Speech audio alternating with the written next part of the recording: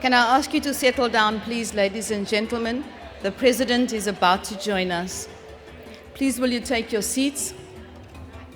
Please, can you rise for the entrance of the President of the Republic of South Africa, His Excellency, Mr. Ramaphosa.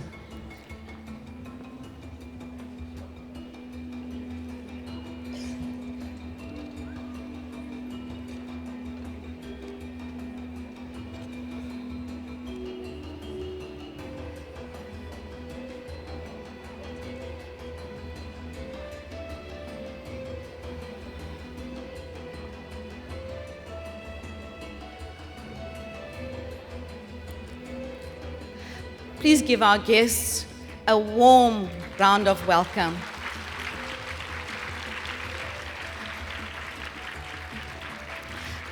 We will sing the national anthem of South Africa, led by the University of Cape Town's choir under the baton of Maestro Karen.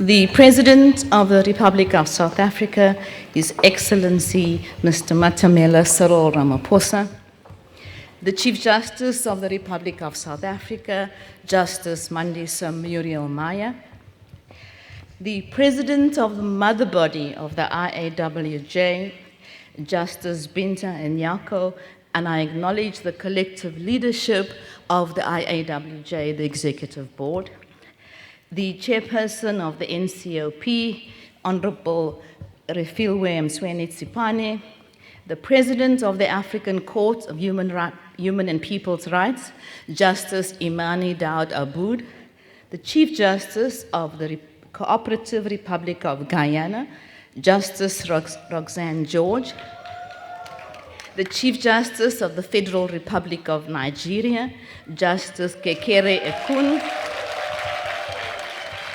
the Chief Justice of Queensland, Justice Helen Baskell. Any other Chief Justices who have since arrived, you are most welcome and you're acknowledged. The President of the South African chapter of the IAWJ, Judge President Thobo Poya Dlwati. The Honorable Mamaloka Kubaya Ngubane, Minister of Justice and Constitutional Development, accompanied by the Director General of the Department, Dr. Dagmar Shabane. Esteemed colleagues, friends from the South African judiciary and all judiciaries represented here today, members of the legal fraternity and academia, representatives from various government departments, and importantly, all our sponsors, civil organizations, members of the media, esteemed guests, ladies and gentlemen, good morning, sawubona, goeiemorgen, bonjour, ututu oma, shikamua, magadang aru, namaste, biwendia, akwaba.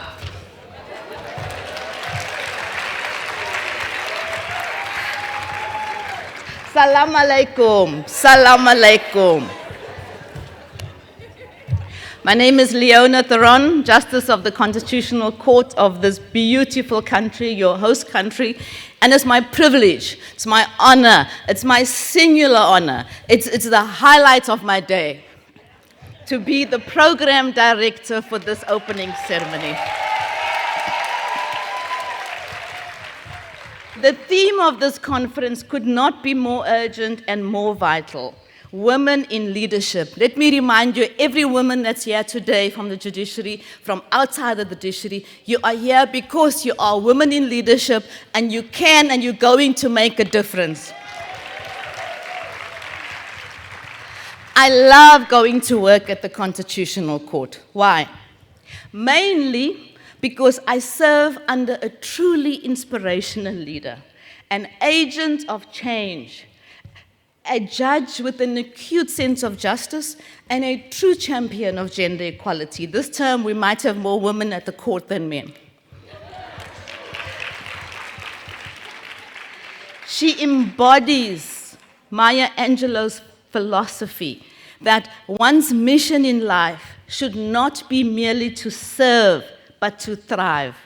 She does it with passion, compassion, humor, and as you can see, a great sense of style. I am talking about the first woman to be appointed as Chief Justice of the Republic of South Africa. And do you know, besides all of us who recognized her talent, who recognized that she should be the leader, was the Honorable President of South Africa, Mr. Ramaphosa. Chief Justice, please, will you come and welcome us all to your jurisdiction?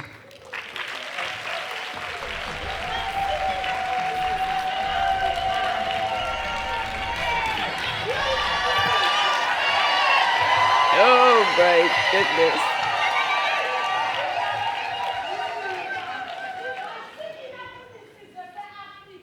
Sazela siphili nakuni mzika phalo fulani indlebe nenhliziyo zenu kaloku ndiniqhubele kuzelwe igama elinegunya a very beautiful Chief Justice Mandisa okwamaya phakama mzi wakutsolo kuTranskei ngoba kaloku asisize senu phakama mzi kaXhosa simqhawule mXhosa vuma ukuxozwa mphini vuma ukuxoxa yini qinqa mntwana ngoba yakhuthuka amadolo kukukhasa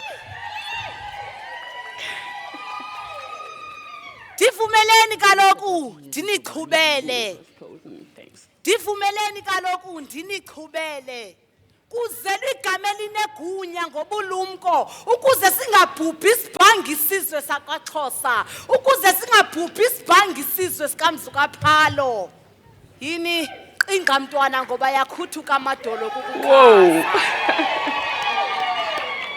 Khayisani ke ngezoziphiwo niye kuburhangqolo khona ukuze banifumane okhokho sizingce ngobungcali nobungcaphephe sincazelane ngobungcungela nobucukujeje sicamgce siphicote kula bhinqa lobuciko sibhubhe sizizwe sihlaziyekile indlala idlula idlakazela ingeni impho igqutheza iqukeza itala itanasa ndikuthula isidokolo ndikukhahlela ndikubusa ndisithi Chief Justice Maya, the first woman in South Africa to be appointed Chief Justice, not because she was born for it, but because she has been touched by it, the past, the present, and she dreams of the future. What makes you a Chief Justice is that you are free to make your own choices and be what you want to be. You inherited a very strong judiciary that can carry out its constitutional function without fear, favor, or prejudice. Fear not, big women. We have you now. Fear not, big women. This is not an easy journey. This is not an easy journey. Fear not, big women. Halala.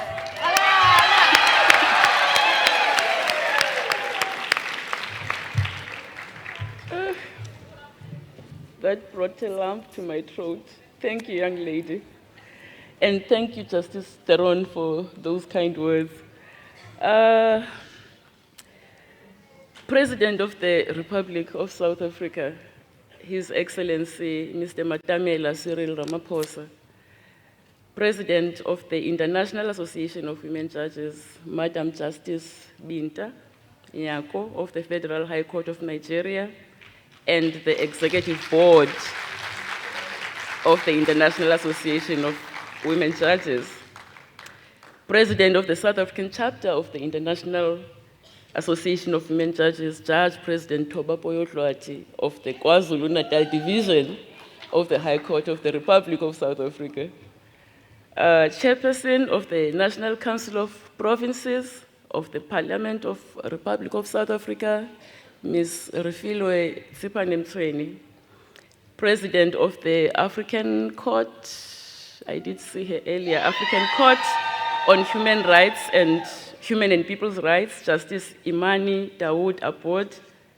the Chief Justice of the Cooperative Republic of Guyana, Justice Roxanne George, the Chief Justice of the Federal Republic of Nigeria, Justice Kudirat Kekere Edun,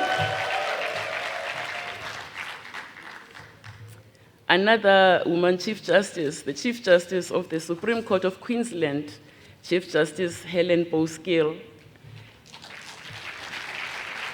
Minister of Justice and Constitutional Development of the Republic of South Africa, Honorable May Mamloko Kupai, Justice Nonkosi Zoliswa Mhlandla of the Constitutional Court of the Republic of South Africa, esteemed members of the South African judiciary and other judiciaries, members of the legal fraternity and academia, representatives from various government departments, our generous sponsors, representatives of civil organizations, members of the media, distinguished guests, good morning.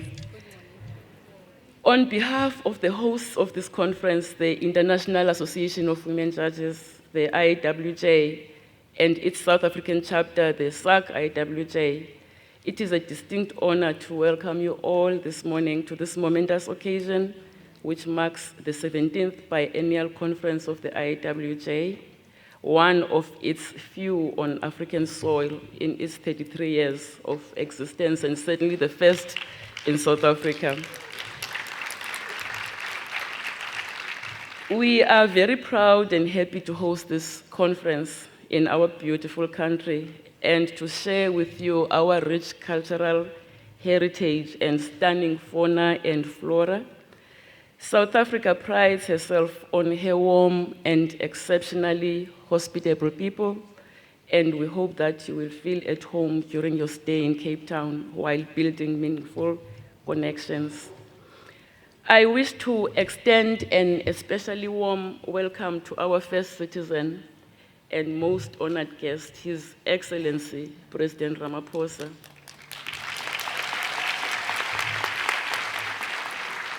And our staunchest ally, Minister Kupai, and her indomitable team. It is a special privilege to be in the company of the tireless champions of gender equality that you both are, whose leadership has been instrumental in driving various initiatives that seek to protect the rights of vulnerable members of our society and support the empowerment of women. And we are eternally grateful to you for your consistent support and for responding so positively to our SOS about this very conference, which was almost cancelled not so long ago and would most certainly not have taken place without your intervention and financial and other critical logistical support you have provided to the SAC IAWJ. Mr. President, we are aware that there was a critical government meeting scheduled for today, which you moved to accommodate us, and that you traveled in the dead of the night in inclement weather to attend this conference.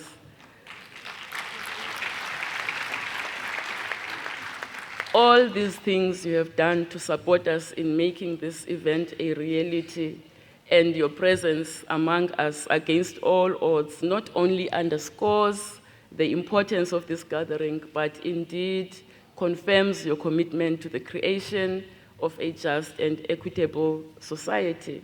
Siyabulela kakhulu usenze abantu ezizweni, and made the women judicial officers, not just of this country, but all of the countries that are represented here, very happy. Thank you. I would also like to welcome and express our deep appreciation to our other key sponsors and collaborators, the Premier of the Western Cape Province, the City of Cape Town, and South African Tourism, who supported us in all sorts of ways, right from the inception of what seemed an impossible dream at the time, when we were still preparing the very bid to host this gigantic conference. This beautiful venue, the Cape Town International Convention Center, which granted the SAC IAWJ generous concessions, LexisNexis, Westgrow, RBids, and many others I cannot mention for the sake of time. I also extend a warm welcome to all our speakers and all the participants who have traveled from all corners of the world to contribute to the success of these proceedings. I start by briefly explaining what the IAWJ stands for and does for the benefit of those among us who may not know. The IAWJ is a global network of over 6,500 women judicial officers from just under 150 international jurisdictions, with its headquarters located in Washington, D.C. in the United States of America. It was formed 3 decades ago by a group of brave women judges from around the world with the main objective to promote and empower women judges from all levels of the judiciaries to uproot gender bias from judicial systems and societies, end discriminatory laws, advance gender-responsive courts, and women's access to the courts, and promote human rights for all. The local chapter of this august association, the SAC IAWJ, aligns itself with the goals of its mother body and comprises a group of women judges and magistrates, as well as like-minded male judicial officers who embrace the objectives of the professional advancement of its members and other women legal professionals and the promotion of women's and children's rights across the board. The theme for this year's conference, Resilience, Women in Leadership to End Gender-Based Violence and Femicide, is a powerful and relevant focus of the organization. It accords with the IAWJ's resolve to underpin all its work with a pledge to end the scourge of gender-based violence and femicide. What we therefore hope to achieve in these proceedings this week is to highlight the critical role that women in leadership positions can play to address the root causes of this scourge and to develop effective strategies for its prevention and response thereto. Although significant progress has been made in the international and national efforts to combat gender-based violence and femicide, with various laws and policies implemented to address it, this social ill remains widespread with devastating consequences. Approximately 51,100 women worldwide who were killed by intimate partners or family members in 2023 pay testament to the fact that the most dangerous place for women and girls remains the home. And most shamefully, despite all the laudable policy and legislative interventions in place, many of them initiated by the president himself, South Africa has for many years now held the ignominious title of being at the very top of countries that cannibalize their women and children, and has the highest levels of gender-based violence and the plundering of its children. South Africa's latest crime statistics show over 20,000 cases of domestic violence-related crimes against women in just 2 months between October and December 2024.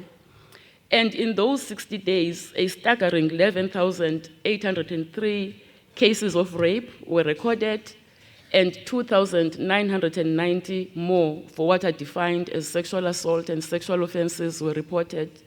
There is, of course, no doubt that there are many more of these cases that went unreported for the usual reasons, including fear of further victimization and a sense of hopelessness that reporting to the police will not help in any event. Right now, we are reeling from the shock at the news of the gruesome rape of a little girl, 7-year-old from Matatiele in the Eastern Cape, whose case has sparked national outrage among South Africans and clearly shows that the war against this plague is far from over. The confusion that surrounds this rape incident, which apparently occurred a whole 5 months ago in October 2024, and the dismaying fact that the perpetrator remains unidentified to date, is a sobering reminder of the challenges and weaknesses in our justice systems. And tragically, this case is just one of countless violent crimes that occur daily. And as I just said, many of these cases go unreported or do not make the news, leaving the true extent of this problem unknown. We thus have a duty to keep advocating and agitating to end this menace, to keep re-evaluating the measures in place, to determine their weaknesses and fault lines, and explore more effective ways to address and eradicate it. Gatherings of the nature of this conference are a critical component of the machinery that brings together the parties with the skills and the general wherewithal to conduct this exercise. This conference will explore various sub-themes under the broad theme, which include gender diversity and inclusion in the judiciary, workplace safety for judicial officers, sexual harassment and sextortion within judicial systems, and human trafficking. It brings together a diverse group of judges, magistrates, lawyers, and a various range of experts from around the world to share knowledge, experiences, and best practices in promoting gender equality and protecting the rights of women and children, and thus promises to be a milestone in our collective pursuit of gender equality and the advancement of women's rights in the judiciary. And we thank all of you for taking from your valuable time to participate in these important deliberations and celebrations that will foster a deeper understanding of the challenges we face in the ongoing pursuit of gender equality and the protection and promotion of human rights, and enable us to chart a path towards the attainment of these goals. The conference also serves as a platform to acknowledge the formidable strides achieved by women in this field. And on that note, it is fitting at this stage to acknowledge with heartfelt appreciation the efforts and commitment of the intrepid board members of the IAWJ and the legions of women judicial officers they lead across the world. These women who work tirelessly to advance the organization's goals and objectives against difficult odds, which have now been magnified a millionfold with the recent and most jarring change of administration at home base, the United States of America. Through their remarkable leadership, the IAWJ has created a powerful and supportive global community for women judicial officers and lawyers, providing a platform for networking, mentoring, and professional development from which many of us have benefited, including myself. The IAWJ was at the forefront of the line of women across the world who clamored for the appointment of a woman Chief Justice in South Africa, and here we are.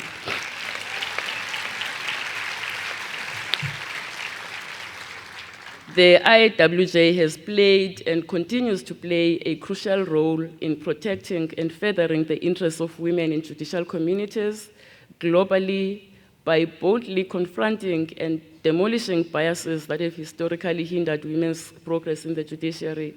These women's contributions to these achievements have had a profound impact on the lives of many women and children around the world, and I am truly honored to call them my colleagues. In closing, I reiterate that this conference gives us a precious opportunity to explore critical issues affecting women in the judiciary and society as a whole, and I urge all of us to use this occasion to express our views frankly and engage fully in the debates. The impact of your inputs will enable the improvement and healing of society. May we have a successful, how many days is it? 4 days until Saturday. And all the best to all of us. Thank you.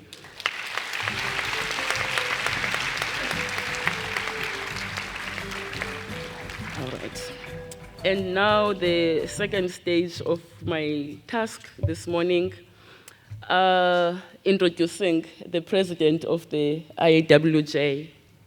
And I have the distinct honor of introducing our next speaker, who will deliver the opening address and call the Role of Nations. And it is none other than the president of the IAWJ, as I've said, Justice Binta Fatimat Mutala Nyako.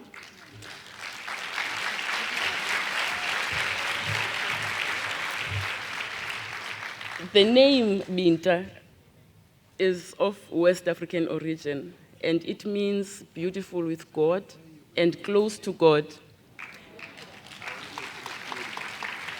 The name Fatima is of Arabic origin and means the daughter of a prophet.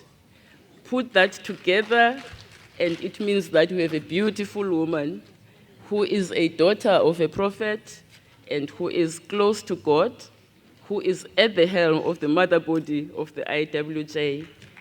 And when you meet her, which I hope you will get a chance to over the next few days, you will realize that she was appropriately named by her parents. Justice Nyako is a trailblazer in the Nigerian judiciary with an illustrious judicial career spanning over 2 decades. She has served as a judge of the Federal High Court of Nigeria since 2000, making her one of its longest-serving judges. She is widely known for her legal expertise in criminal law, constitutional, and human rights laws. Hailing from Katsina State in Nigeria, a predominantly Muslim state, and African nation where patriarchal practices and norms remain deeply entrenched, Justice Nyako has demonstrated a remarkable resilience and determination in her pursuit of justice and equality, and broke down barriers which paved the way for many young women in the legal profession of that gigantic country of hers. She has held various key positions throughout her career, having served as State Counsel at the Katsina State Ministry of Justice and rising to the position of the Solicitor General of the state, where after she was appointed Attorney General and Commissioner for Justice of Katsina between 1983 and 1996. From 2014 to 2017, she was the Chief Judge of Bauchi State, the first woman to hold that position in the state and the first woman to lead a high court bench in Nigeria. Since her appointment as the president of the IAWJ in 2023, Justice Nyako has brought a unique perspective and wealth of experience to her role. Her commitment to championing gender equality and justice reforms globally has been evident throughout her leadership. The IAWJ has grown exponentially under her leadership, and this is reflected in the organization's increased global presence and membership, its enhanced reputation and expanded initiatives. The organization will continue to build on her legacy when she steps down and carry forward the momentum and progress she has established. Over to you, President Nako. Thank you. I should give you a hug.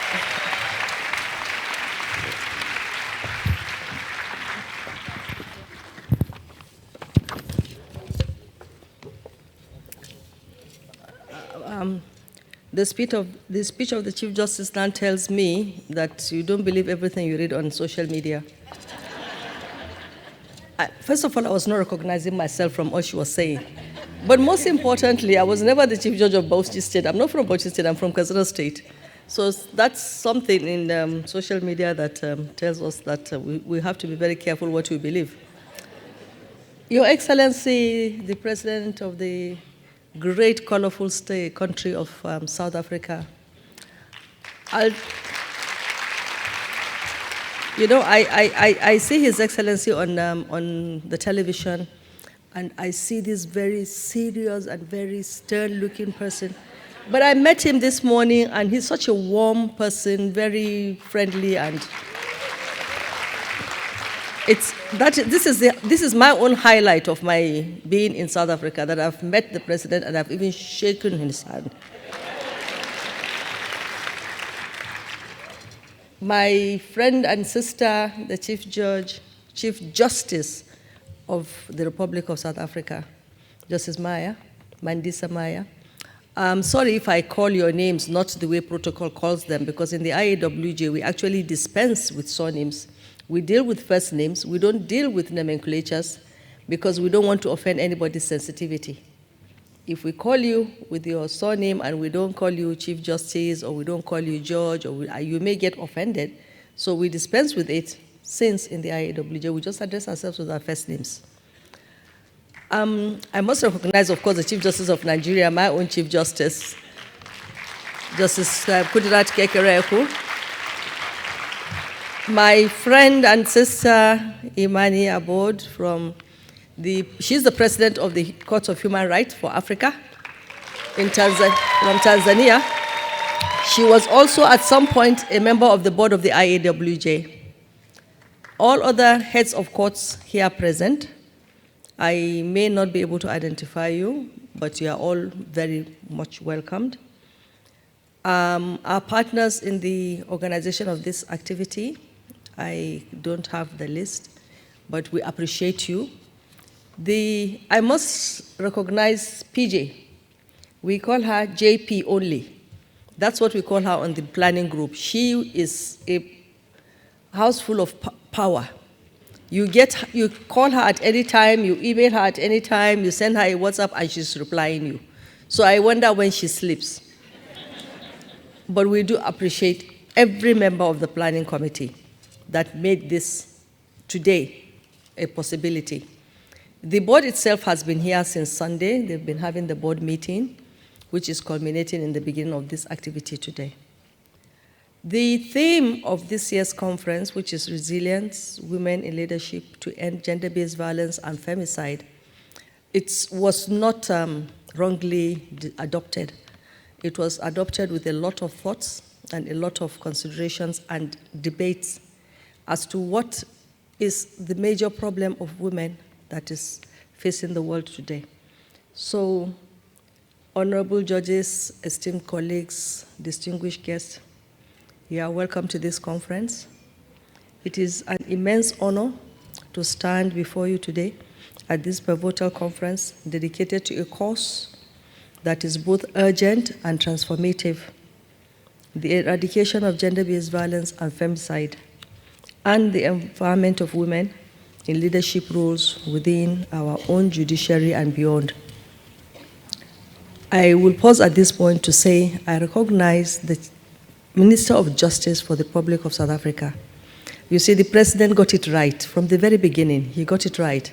When you have women in leadership positions within the law arena, then you have gotten everything right.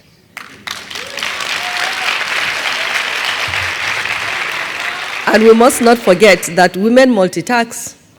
We are the greatest multitaskers in the world.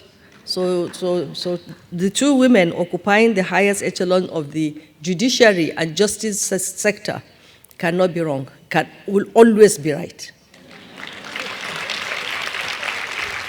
So as we gather in this esteemed forum, we are acutely aware of the profound challenges that women face, challenges that are not merely personal, but deeply systemic.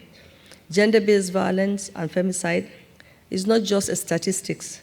It is a reality that affects millions of women worldwide, undermining their dignity, health, and potential. It is an affront to our shared values and our collective progress as a society. We have seen how resilient women have become in the face of adversity. Resilience is an intrinsic quality that many of us carry within us. It is the capacity to recover quickly from difficulties. That's why I say we are the greatest multitaskers.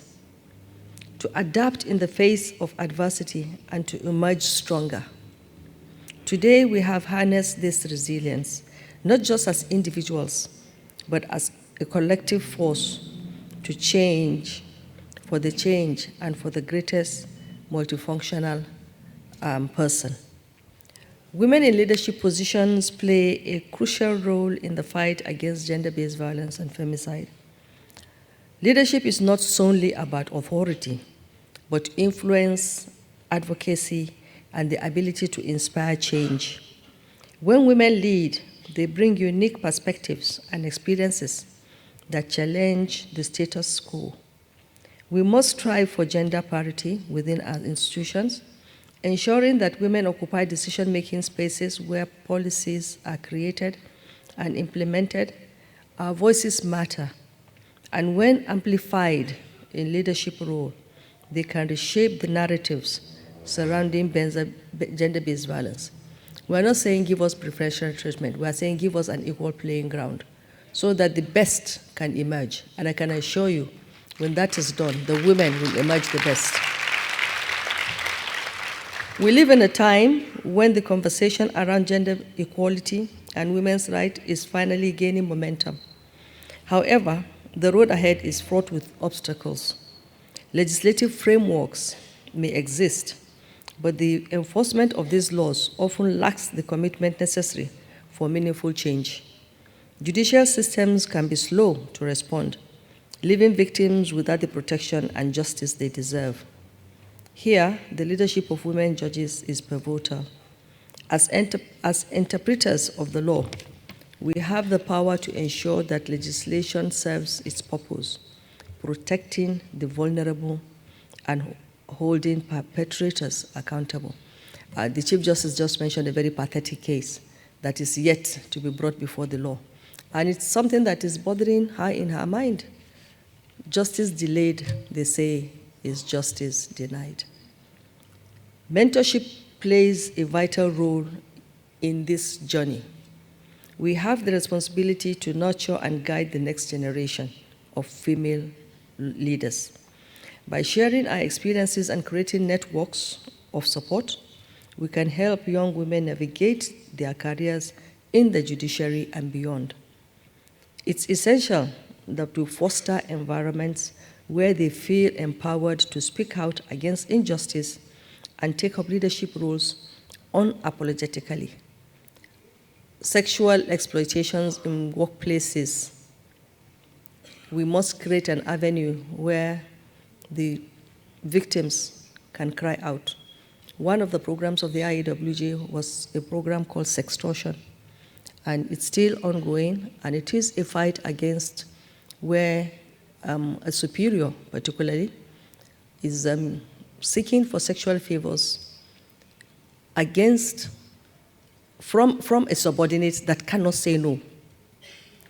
Where in Nigeria we'll say the oga at the top is oppressing the young pretty girl for sexual favors so that he can give her a little overtime, so that he can allow her to do extra work so that she can earn a little extra. It's extortion. Because she cannot say no to him because she needs the job. It's about time we're able to speak out, because you have leaders, women leaders in positions of leadership and authority that can help you fight that cause. So we must give the younger generation the face to be able to approach us, to be able to complain when things like this are happening. Otherwise, we would never know because we are ogas at the top. Collectively, we must advocate for systemic change. This involves not only enhancing legal protection for victims of gender-based violence, but also addressing the social norms and cultural attitudes that perpetuate such violence. This is where resilience becomes a communal effort. Together, we can foster a culture of zero tolerance towards violence in all of its forms. We must not say that the old man that raped the young girl, okay, marry her. It doesn't solve the problem. If he's a rapist, he's a rapist. He needs to be dealt with.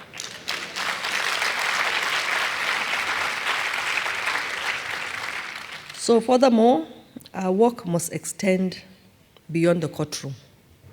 We must engage with communities, raise awareness, and educate both men and women about the importance of equality and respect. We must challenge the stereotypes and stigmas that allow such violence to persist, ensuring that all members of society are active participants in this fight. It's not just good enough for us to hold conferences for women alone. We need to educate the men on what it is that we are discussing. I'm so proud of the President of South Africa for his choice of these two very powerful women. Because with them in the positions that they are holding, I can see a better future for the younger generation, especially those in the justice sector. But not only that, in the whole of society. Because if you have a leadership role and you have a leader that portrays what it is to be a leader, then others will imbibe it. So, Your Excellency, the association appreciates you. I appreciate you. And I'm sure the women in South Africa appreciate you as well. So in conclusion, let us embrace our resilience and use it to fuel our passion for justice. Together as women in leadership, judges, and advocates, we can create a world free of gender-based violence and femicide. We have the power to inspire change, to influence policy, and to elevate the lives of countless women who are counting on us to break the silence and demand justice. The time for action is now. Let us stand united, resolute in our commitment to create a brighter, safer future for all women. So before I take my seat, I want to personally and on behalf of the board of the IAWJ express our profound gratitude to the government and people of South Africa for not only their physical support, but also for their financial support towards the success of this conference. We thank you very much. And also all those support partners that have made it possible, very visible to me, is the Tourism Commission. We appreciate all of you. Thank you very much, and God bless. I should just leave it standing. Please do roll call. Before I take my seat, it's my responsibility to do a roll call of nations that are present here, Your Excellency, so that you can note it. I'm sure you are wondering why you are having all these arrays of colors, but you will know why. You will see it in a moment.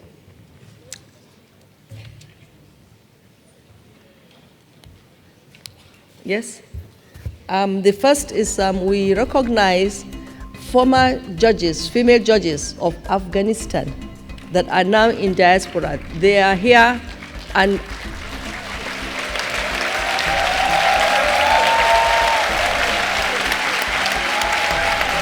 Your Excellency, it is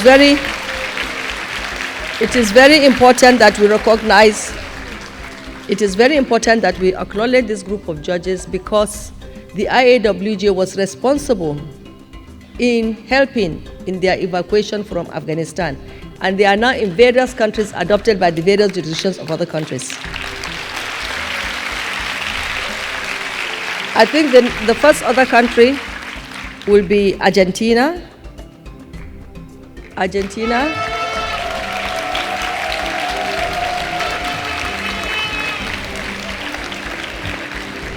Yes.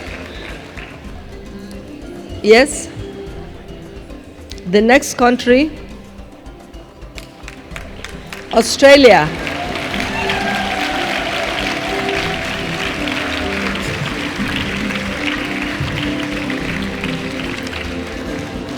Then we have Bahamas.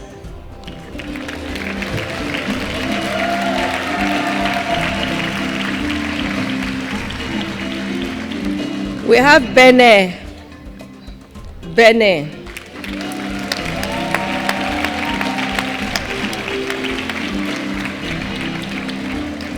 Botswana.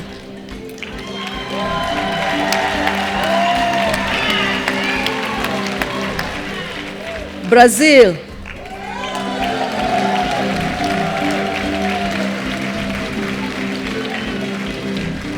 Canada.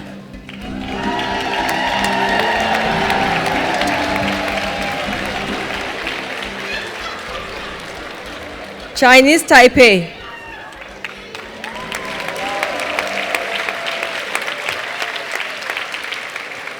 Côte d'Ivoire.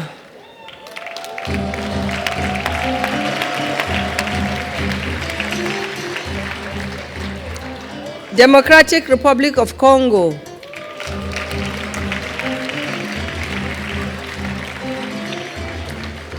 Dominican Republic.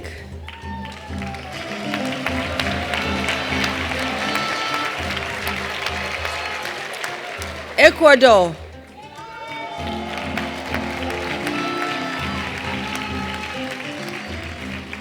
Gabon.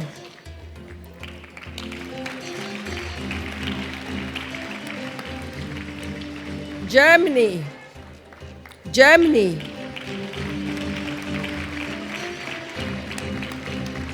Ghana.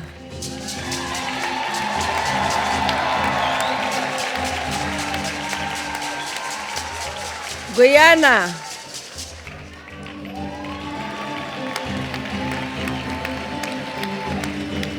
Haiti.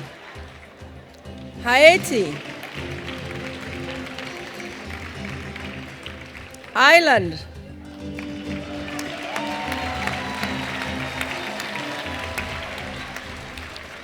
Italy.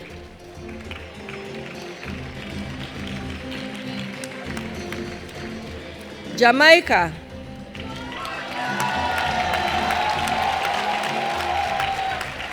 Malawi.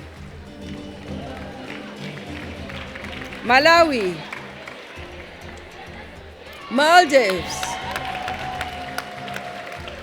The Maldives. Mali. Mexico.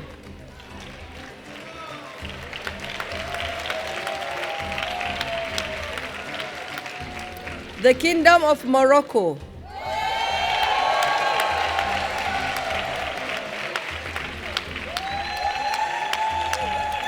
Namibia.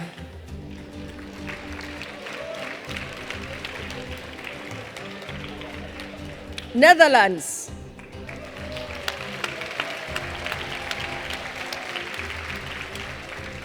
New Zealand.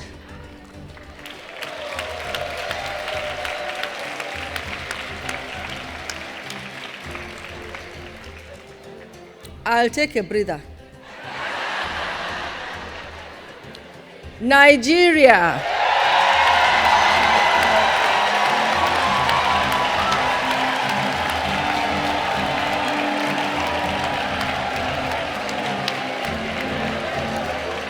Thank you. That's why I did it. Okay, all right, Nigeria. It's okay, Nigeria. That's why I needed to take a breather, Your Excellency. You can now see why. Papua New Guinea.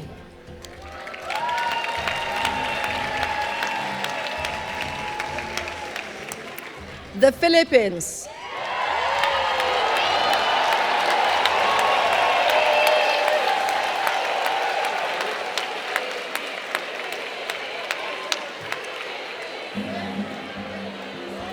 Okay, thank you very much, Tess. Thank you.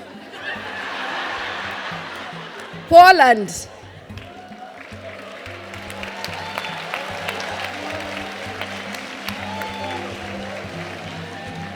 St. Lucia.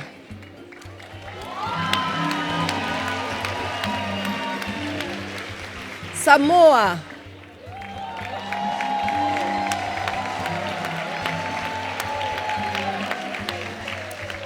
Senegal.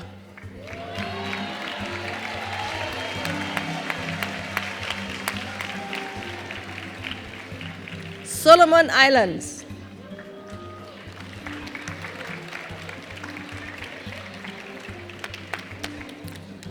Another breather. South Africa.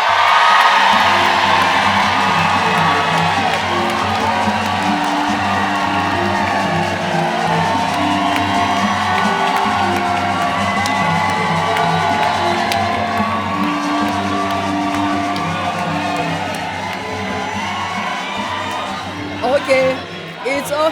Thank you.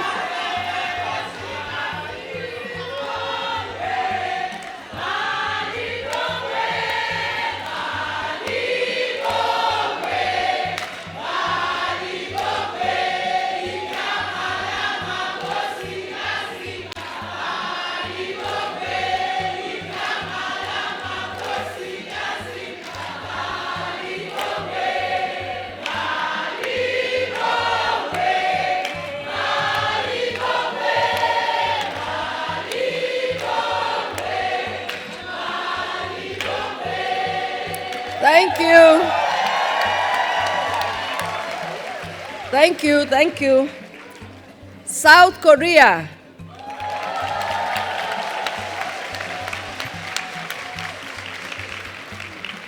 Spain.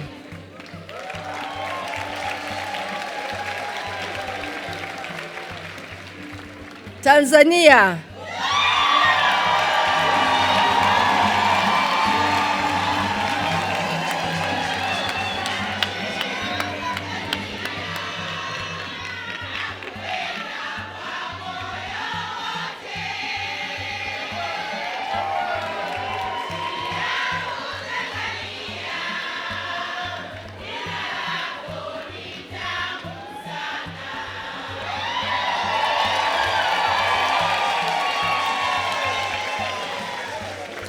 Timor.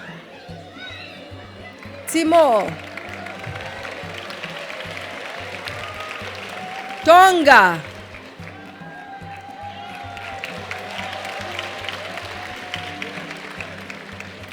Trinidad and Tobago.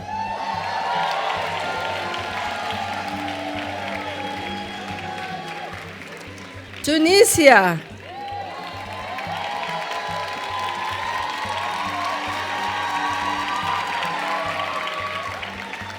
Uganda.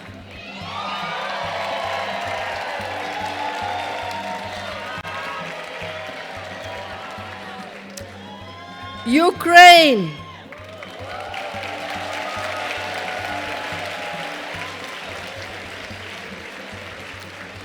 United Kingdom.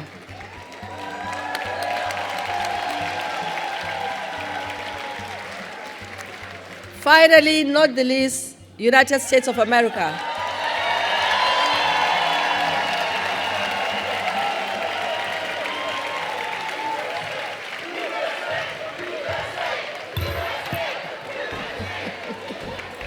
Your Excellency, we are very proud of those countries that have, even if it's just one representative, it is the effort that makes the difference. Thank you very much, and God bless.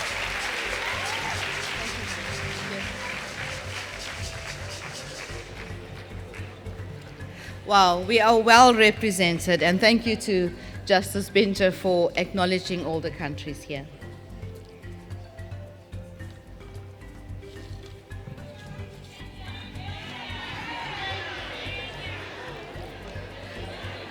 Kenya, is Kenya here?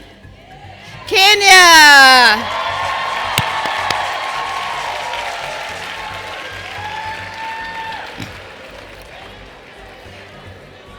Ladies and gentlemen, we've already heard about the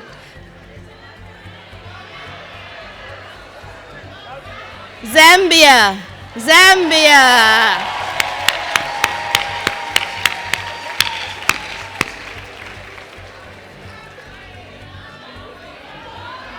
Zimbabwe.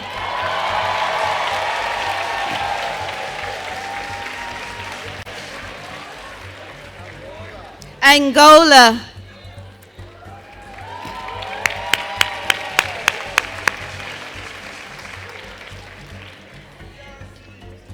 The DRC, we did mention the DRC, but we can mention them again. Democratic Republic of Congo. You are all most welcome. Mozambique.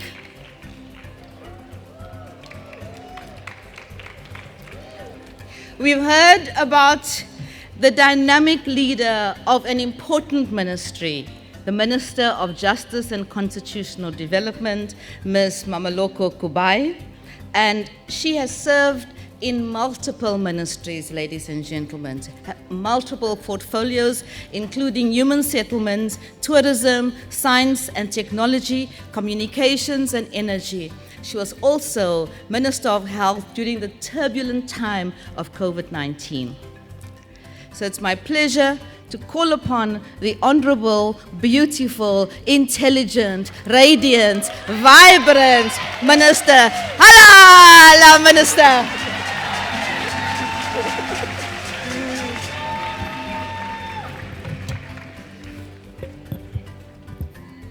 Thank you very much, Program Director.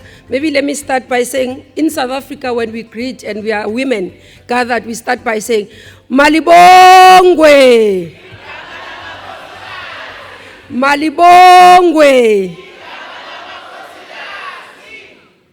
Thank you very much. To those who do not understand, it is a Zulu name where we are actually saying, we salute the name of women.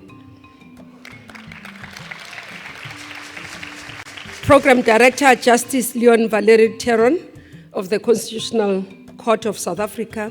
Let me acknowledge His Excellency President Cyril Ramaphosa, Chief Justice of South Africa, Justice Maya, Chief Justice Binda Nyako, the President of the Federal High Court, Abuja Federal Capital, Nigeria, who is the IAWJ President. Acknowledgement of the President of the African Court, Justice Imani. Acknowledgement of the Chairperson of the NCOP, Honorable Refilwe Mutsweni-Tsipane. Acknowledgement of the AIWJ South African Chapter President, Judge President Poyo Tlwati. Chief Justices, Judges, Magistrates, distinguished guests, good morning. Let me first start by thanking the visionary leadership of Chief Justice Maya and Judge President Poyo Tlwati and the entire collective who in 2023 took a very courageous decision to bid for South Africa to host the 17th Biennial Conference of the International Association of Women Judges. Their determination and commitment to the cause was shown when they were not willing to see this hosting of this conference fail in their hands. It is this type of leadership that gives hope not only to our country, but to the entirety of our continent. My gratitude as well goes to the AIWJ for showing faith in South Africa to host this flagship conference. This year marks 70 years since the adoption of the Freedom Charter in 1955 in South Africa. During the dark days of apartheid, the Freedom Charter optimistically proclaimed the People's Declaration that said, South Africa belongs to all who live in it, black and white, and that no government can justly claim authority unless it is based on the will of all the people. It also contained, among others, clauses that said all shall be equal before the law and all shall enjoy equal human rights. As we celebrate our Freedom Month, our democracy has made significant strides to ensure that the vision of the Freedom Charter becomes a reality, especially to ensure that all in our country enjoy human rights and that their rights are protected. We gathered in this conference to engage in deliberations under the theme, Resilience, Women in Leadership to End Gender-Based Violence and Femicide. The theme is a recognition that the rights of women in society are under threat from perpetrators of gender-based violence and femicide. International Association of Women Judges is an important platform to help uproot gender bias and discriminatory laws, advance gender-responsive courts, and promote human rights for all. The hosting of the conference in South Africa is very significant as it reflects our clear commitment to global solidarity and the sacred principles that gender justice knows no borders.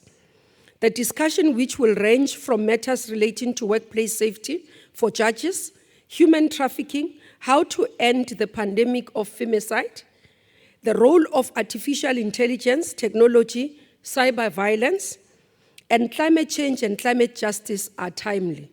They will help us formulate solutions on protecting human rights in a changed and changing world. This year, ladies and gentlemen, also marks 30 years since the adoption of the Beijing Declaration and the Platform for Action on an Agenda for Women's Empowerment and key global policy document on gender equality by 189 countries. The document says the following, amongst other many things. In addressing violence against women, governments and other actors should promote an active and visible policy of mainstreaming a gender perspective in all policies and programs, so that before decisions are taken, an analysis may be made on their effects on women and men respectively. For our part, as South Africa, we've done a lot, especially with the President leading the National Strategic Plan on Gender-Based Violence and Femicide. And we continue to do this work. It is in this context that as the Department of Justice and Constitutional Development, we will be looking forward to the outcomes of this conference as we want to understand how the judiciary is going to contribute in the fight against gender-based violence and femicide. But most importantly, how the world sees this pandemic as the President has called it.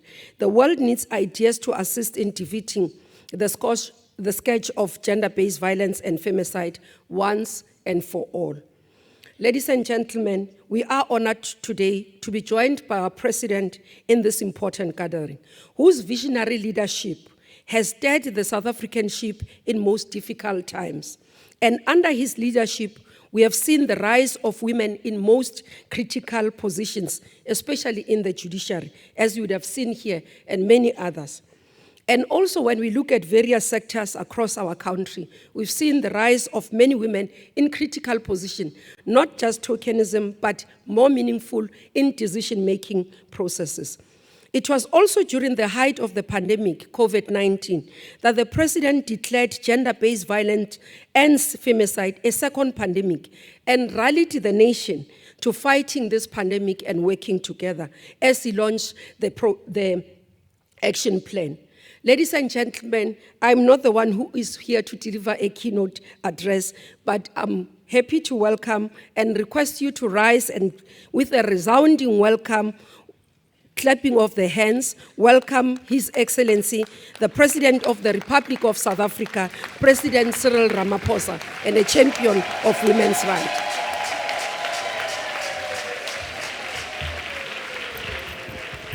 Thank you, thank you.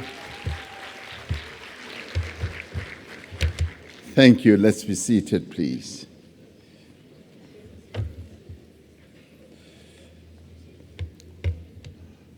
Program Director,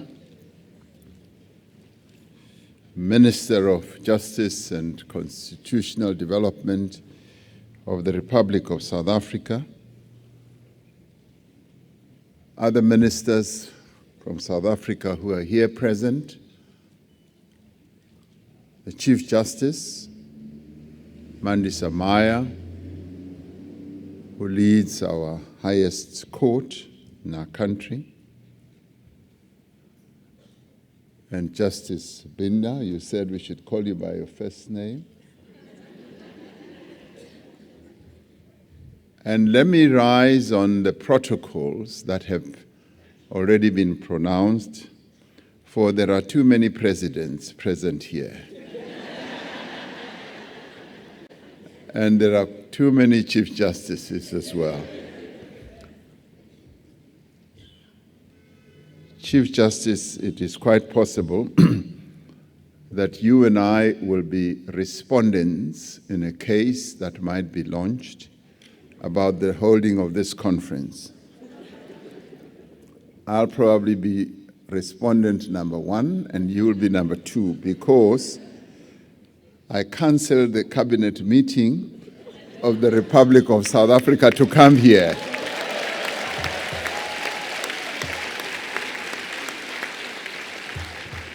So, my dear Chief Justice, as you know, we live in a litigious society where anyone can take anyone. The President, and now including the Chief Justice, may be taken to court, and you will have to give evidence in an affidavit and possibly in person as to why you had the cabinet meeting cancelled so that the President can come here.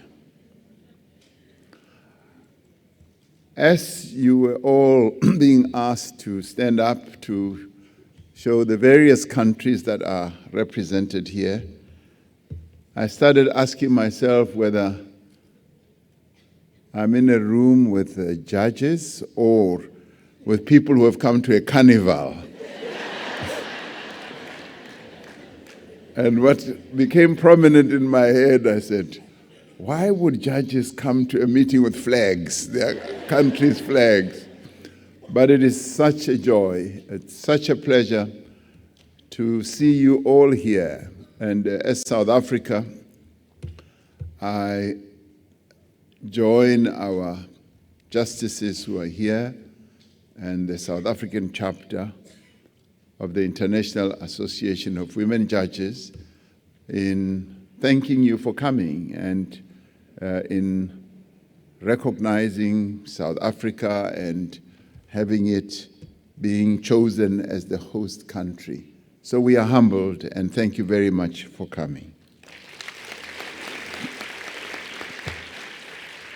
It is for me indeed a pleasure to be here and to address your conference, whose theme is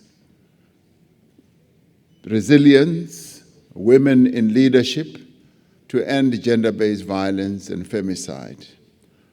And for me, without being presumptuous, I would have liked to have suggested a slight addition or amendment to your theme and say that the theme should really be Women and Men in Leadership to End Gender-Based Violence. I say so advisedly because there was a time when a woman leader of a women's organization once said to me, we don't need men in our struggle against gender-based violence. And I said, my dearest sister, it is us men who are perpetrators, who are violators of women's rights, who must lead this fight against gender-based violence.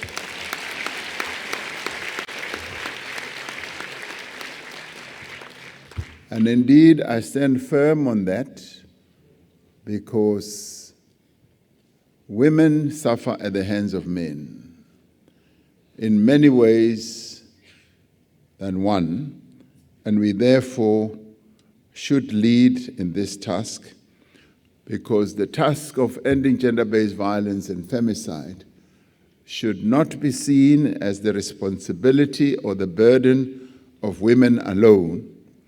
It should also involve men, and men, as I said, should be in the leadership of this struggle. This year marks the 30th anniversary of the Beijing Declaration and Platform for Action.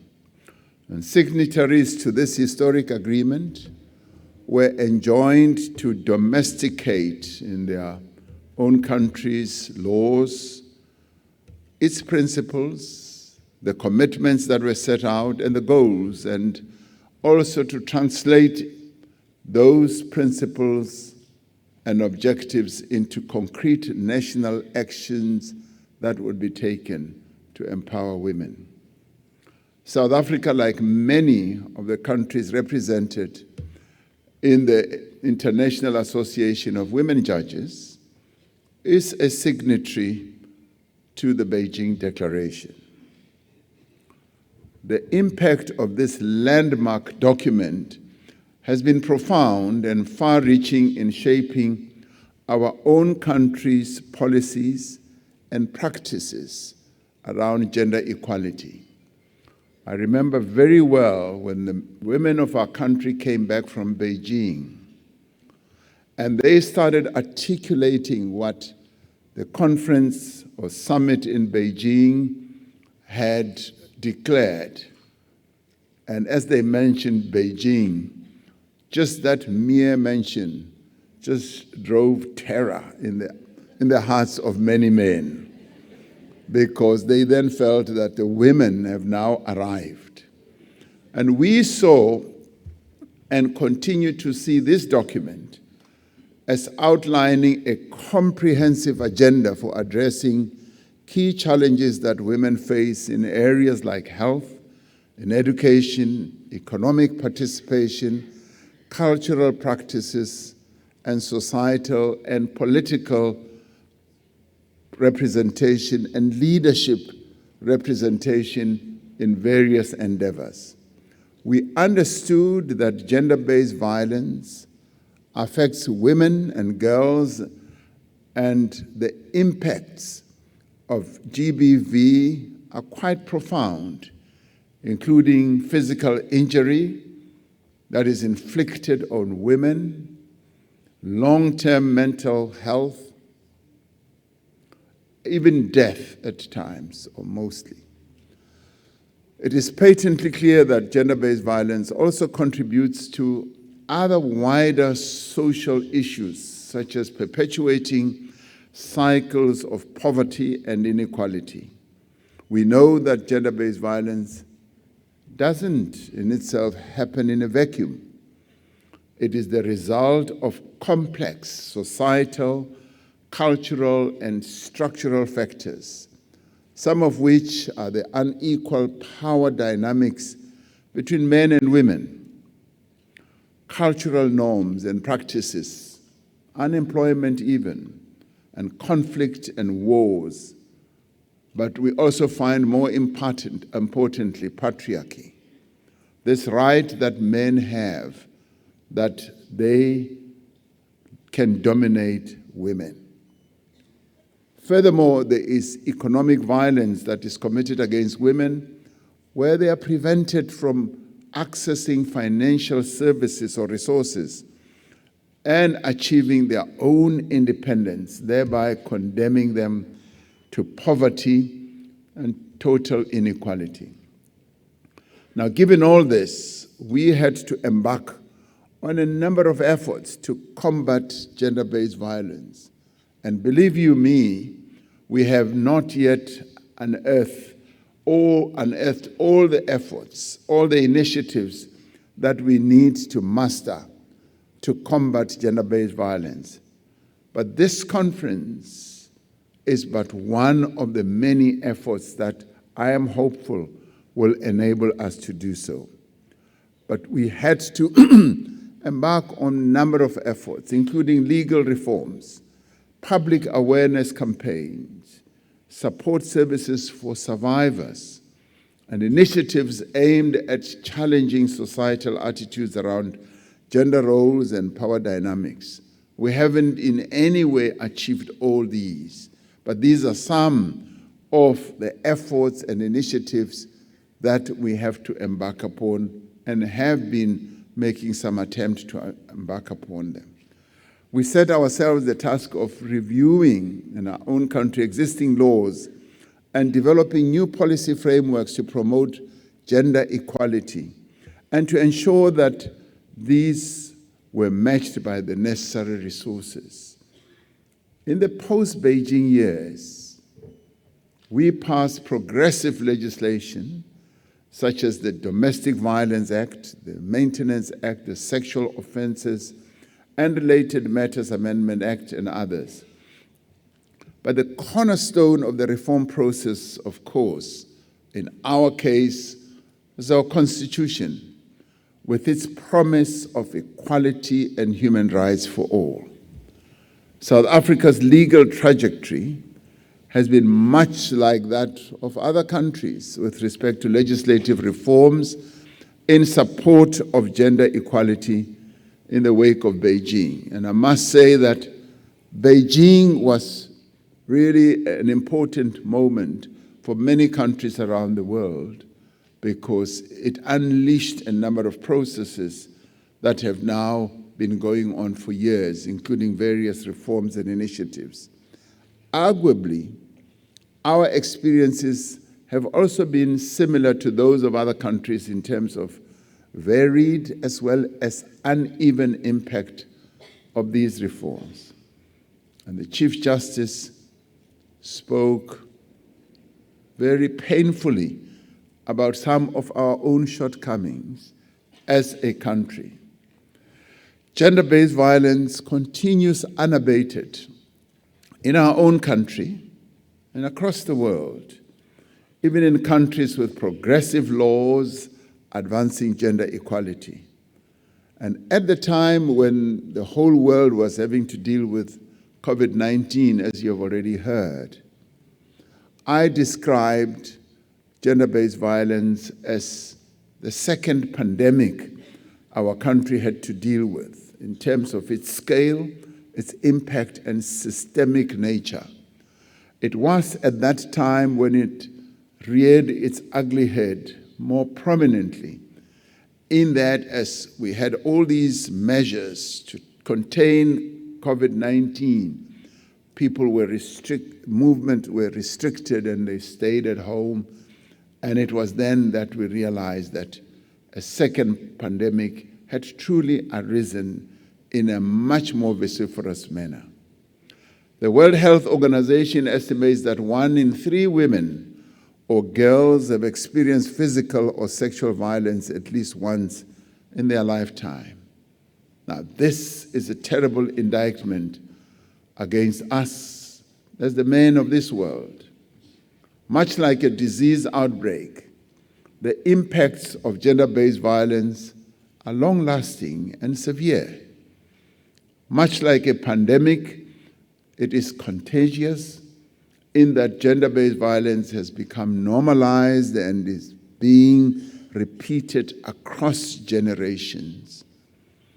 In giving effect to the laws in place to combat gender-based violence, our courts have also had to address the factors that allow gender-based violence and femicide to become entrenched. Much like there are vectors for diseases, there are gender-based violence and femicide vectors, such as the culture of silence, impunity, and insufficient or poorly applied laws. With respect to applying the law fairly, in the cases of gender-based violence, the composition of the bench matters, particularly with respect to outlook. Of course, what one cannot go by perception or assumption. One can have progressive and reform-minded male jurists as much as one can have conservative, anti-reform female jurists. Yet we strive to ensure there is greater female representation on the bench because it is a transformational imperative.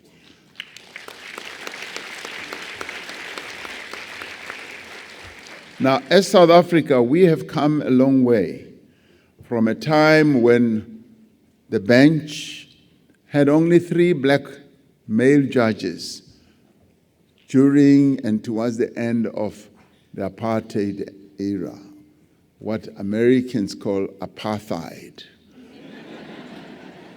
what we call apartheid. And we didn't have a single black woman on the bench. Today, approximately 48% of judges in our superior court are female. Now, in my book, that is great progress. And of course, because we want parity, I want 50 and more percentage to be women. And I argue this because I think in our own country, as it is in many other countries, women are in the majority. And so therefore, we should feel that weight of that representation, even in various other sectors or various other bodies. And 6 out of our 15 superior courts are led by women, including,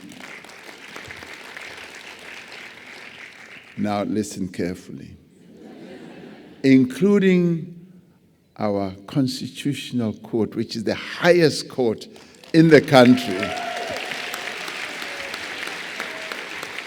Now, you've been applauding as Chief Justice Mandisa. Maya has been called Chief Justice and all that.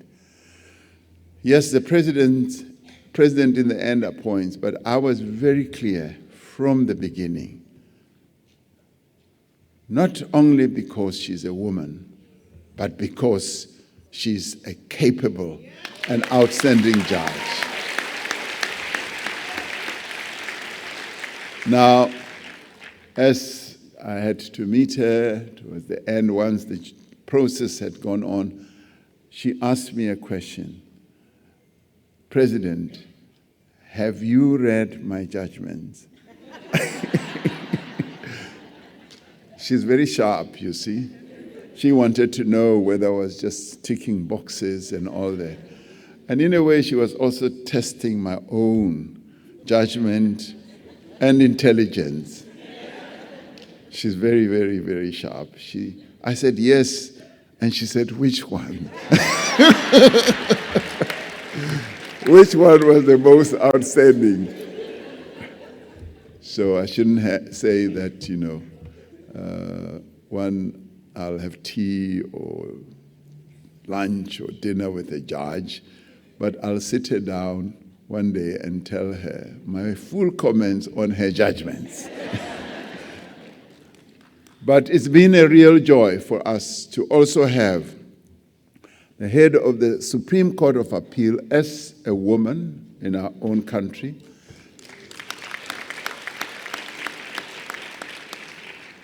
And we have spread it out as well. In the legislature of our country, the Speaker, as well as the Speaker of the National Assembly,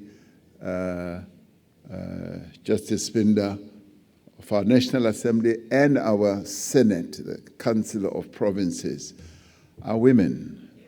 And that for us is a joy. And at the level of the magistracy, more than half of our magistrates are women as well. Now, as female jurists, you have particularly strong influence and can shift the broader judicial culture with respect to gender-based violence and femicide.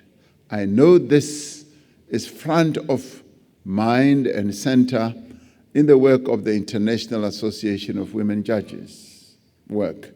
Your advocacy has resulted in commendable progress in areas such as improving courtroom procedure to make them more survivor-centric, and streamlining the procedures for obtaining protection orders against male perpetrators. A central issue is overcoming the blind spots in the law and the legal system that are working against the rights and interests of survivors. For the fight against gender-based violence to be strengthened and have a measurable and sustainable impact, it is critical that these deficiencies are addressed to bring about even further change. As South Africa, we have recent experience with this. I last addressed you, I think, in 2022, which was the year that we passed a trio of laws to strengthen the legal framework and offer a greater protection to survivors. Allow me to briefly sketch some context. 3 years prior, in 2019, we had convened the first Presidential Summit on Gender-Based Violence and Femicide. And this had happened because we were responding to the alarming rise in violence directed against women and children. And the women of our country, through various organizations and formations, decided that enough was enough. They embarked on a march and a sit-in at the seat of government where I work at the union buildings. And one thought that this was just one of those marches, because we have many marches nearly every day. So I just heard that they had marched to the union buildings, and I said, no, that's fine. Somebody will receive their memorandum at the union buildings. And late at night, at 9 p.m., I get a call from one of the ministers saying, President, the women of South Africa are here. And they say they are not leaving until you come and receive their memorandum. And I said, it's 9 o'clock. They don't want to go home. And I was told that they say, no, they are going to sleep here at the union buildings. And something told me that this would be very bad. And it was getting to winter. So I didn't have to get out of my pajamas. I don't sleep that early. I got my security detail to take me to the union buildings. And indeed, I met a number of women who made it clear that we've come here, and if you were not going to come, we were going to sleep here. And they handed over their memorandum. This led to us responding as government and me leading that whole process of the response. And we then conceptualized the holding of the Presidential Summit on Gender-Based Violence. It was a historic summit that brought together officials, policymakers, activists, and civil society organizations to develop a clear, comprehensive, and response to gender-based violence and femicide. The outcome was the adoption of what we call the National Strategic Plan, which is centered around a number of 6 pillars, really, one of which is strengthening the criminal justice system and offering greater protection to survivors. There was an overwhelming consensus at the summit that the laws of the land were not protecting women and children from abuse and violence effectively. Suspected, accused of serious violent crimes against women were being granted bail and were absconding and were continuing to re-offend. Courts were not applying prescribed minimum sentencing laws for crimes like rape, and serious offenders were receiving light sentences. Survivors of domestic violence were experiencing secondary victimization by the police and the courts. And it became clear there was a contradiction at play, with strong laws to advance women's rights on one hand and stubbornly high levels of gender-based violence on the other hand. It then became necessary to examine whether the issue was with survivors not achieving justice through our courts, while lack of implementation of the law, or with deficiencies in the laws themselves. Now, through these factors, all played a role.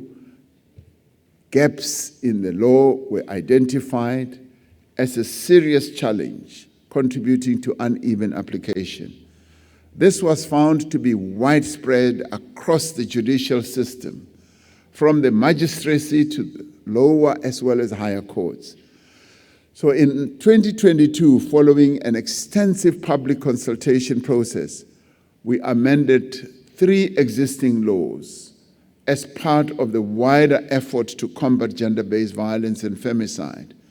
Amendments were made to the criminal law, sexual offenses and related matters, to introduce a new category of sexual intimidation, and to expand the scope of the National Register for Sexual Offenders. The Criminal and Related Matters Amendment Law was amended to regulate the granting and cancellation of bail, to regulate sentences for offenses committed against vulnerable persons, as well as to advance the right of complainants to participate in parole proceedings. Lastly, the Domestic Violence Act was also amended to expand the existing definitions of domestic violence and to enable survivors to apply for protection orders online and not having to get a lawyer and then get a protection order. Now, in response to these amendments, our Department of Justice and Constitutional Development was tasked with developing regulations to facilitate their implementation. This work is ongoing. Just last month, regulations were passed to give effect to the amendments to the domestic violence legislation. Now, closing the gaps and loopholes is also in the best interest of our courts, providing clarity and promoting consistency in the application of the law. This, as we know, is particularly important when it comes to the issuing or denying of bail and to sentencing itself. Inasmuch as the courts are enjoined to dispense justice with neither fear nor favor, we are all familiar with the famous legal maxim: not only must justice be done, but it must be seen to be done. Now, in the context of gender equality, and within the context of high levels of gender-based violence, more specifically, what do we mean? It means laws cannot just be written, they must be enforced. It means that perpetrators must be held accountable, and that the sentences they are given should reflect the seriousness of their crimes. When judicial discretion is exercised in a prescribed minimum sentencing regime, the reasons for departure must indeed be substantial, but also very compelling. It means fairness, and this doesn't only apply to an accused's right for a fair trial. It should also apply to fair treatment of survivors of gender-based violence by our courts, and that they should not be subject to bias and victim blaming as well.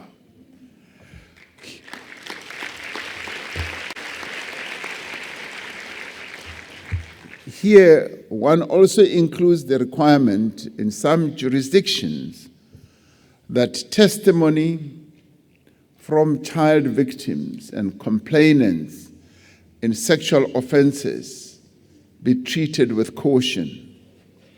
Now, South Africa abolished the cautionary rule in 1998 in a case called State versus Jackson, with the court ruling that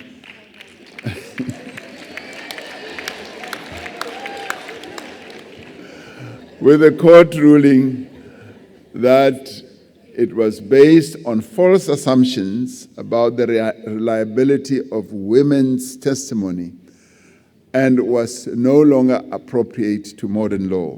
However, several countries still have versions of this rule, including on our own continent.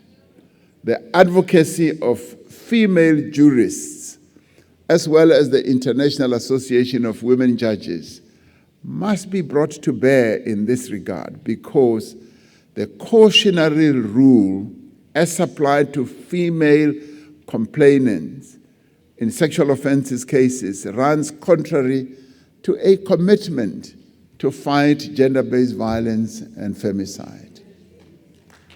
It runs contrary to that. So, that justice must be seen to be done is therefore critical in the fight against gender-based violence and femicide.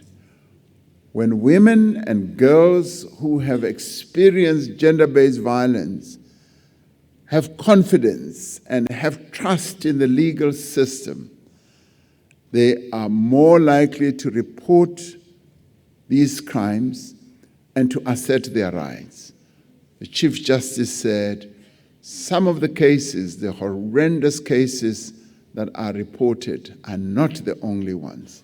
There are many more. And people fear, or victims fear, to come forward because they at times think that justice will not be seen to be done. So therefore, attending to this will enable many more to come through. And the Me Too movement will then grow by leaps and bounds and will ensure that perpetrators retreat. Fostering confidence in our courts and in the rule of law is key, and the International Association of Women Judges stands at a unique intersection of leadership, of advocacy, and jurisprudence. It is your organization that is a catalyst for change.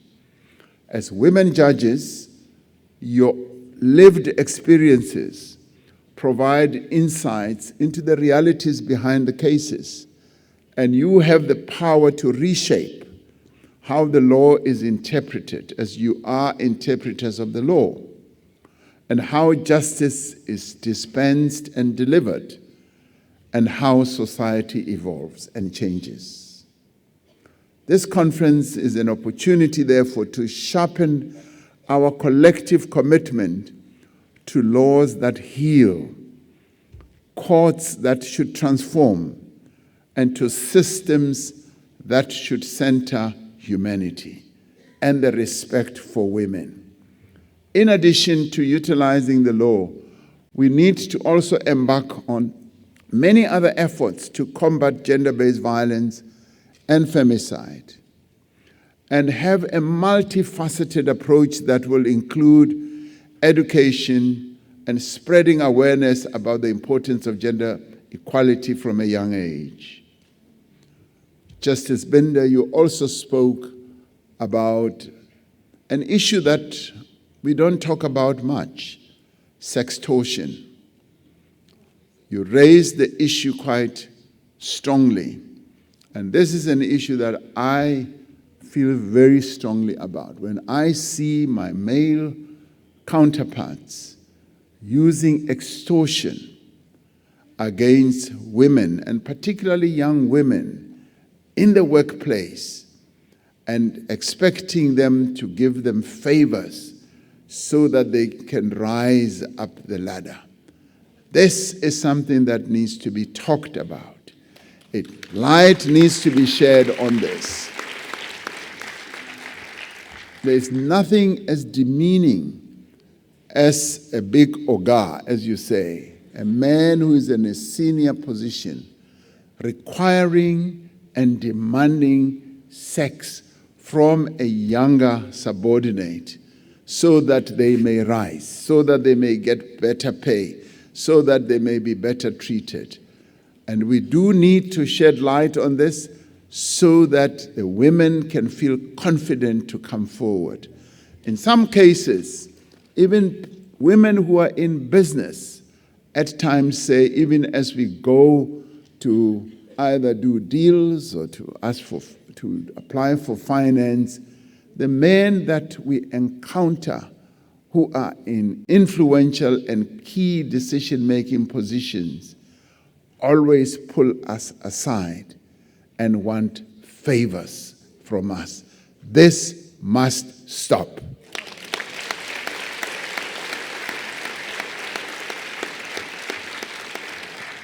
And I say this advisedly because this is something that is practiced by men, and it is in the dark corners of boardrooms, it is in the dark corners of offices where men who are in senior positions use their power, and the power dynamics issue comes to the fore, where they believe that they have power over women, and this is where patriarchy also manifests itself. So this is something that has to be addressed, and more light should be shed on this. We must make men and boys part of the conversation to prevent gender-based violence, but also to prevent sextortion.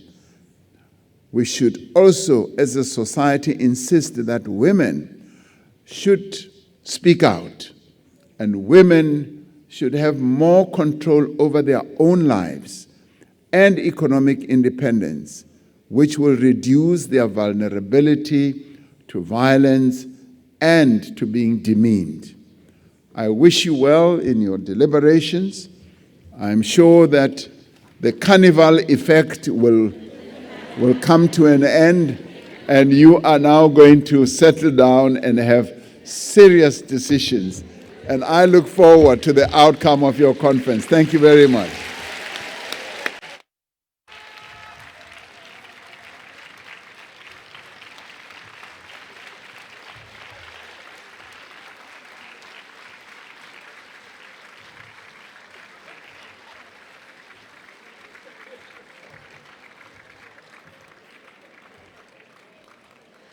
Thank you, Your Excellency, Mr. Ramaphosa. Thank you for your commitment to the IAWJ, and we commit to working with the government to end this femicide.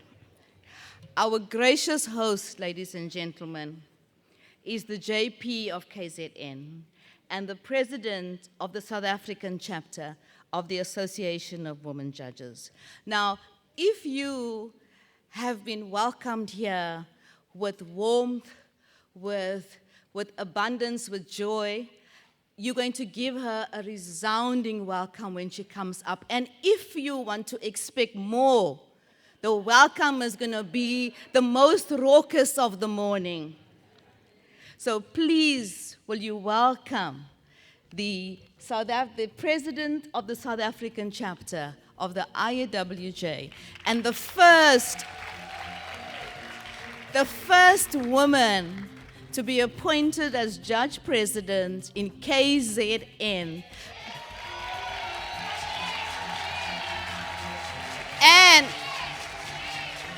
And under whose leadership was she appointed? Please tell me. Yes.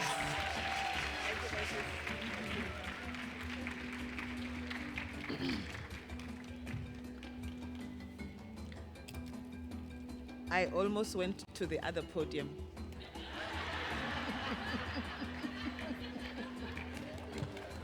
I thought the presidents are speaking from that podium. Program Director, Justice Leona Valerie Theron, my sister from KZN, Justice of the Constitutional Court. Thank you for such a gracious introduction and welcome. Allow me to stand on the protocol that has already been observed. But I have to recognize His Excellency, the President of the Republic of South Africa, President Ramaphosa, as well as the Chief Justice, our very own, the first woman Chief Justice of the Republic of South Africa. I always like to call out her names: Justice Mandisa Muriel Lindelwa Maya. Mr. President, I don't have any difficulty in constituting a full court to hear this matter from Cabinet. And I will ask whoever will be sitting in that court to give an extempore judgment. And I will ensure that the justices of the Supreme Court of Appeal, particularly those that I saw, Justice Muchumi, Hwele, Nichols, they ensure that the petition goes quickly. And then I will ensure that Justice Mhlantla and Justice Theron deal with the leave in the Constitutional Court. I stand before you with a deep sense of privilege, honor, and humility to express on behalf of my colleagues in the South African chapter of the International Association of Women Judges, particularly the leadership of my Deputy President, as well as the Judge President of Mpumalanga Division of the High Court, Judge President Sheila Mphahlele, the entire executive, the membership of the SAC IAWJ, the Chief Justice of the Republic, the President of IAWJ, and all participants at this conference, to express our sincere gratitude to you, His Excellency the President, for your presence today. We are truly thankful that you have taken time from your numerous responsibilities to join us today and partake in this occasion. You have mentioned you had to move the cabinet meeting to ensure that you are here. I read somewhere this week that you know how much you matter to someone when you give them your time. And now we know how much we matter to you.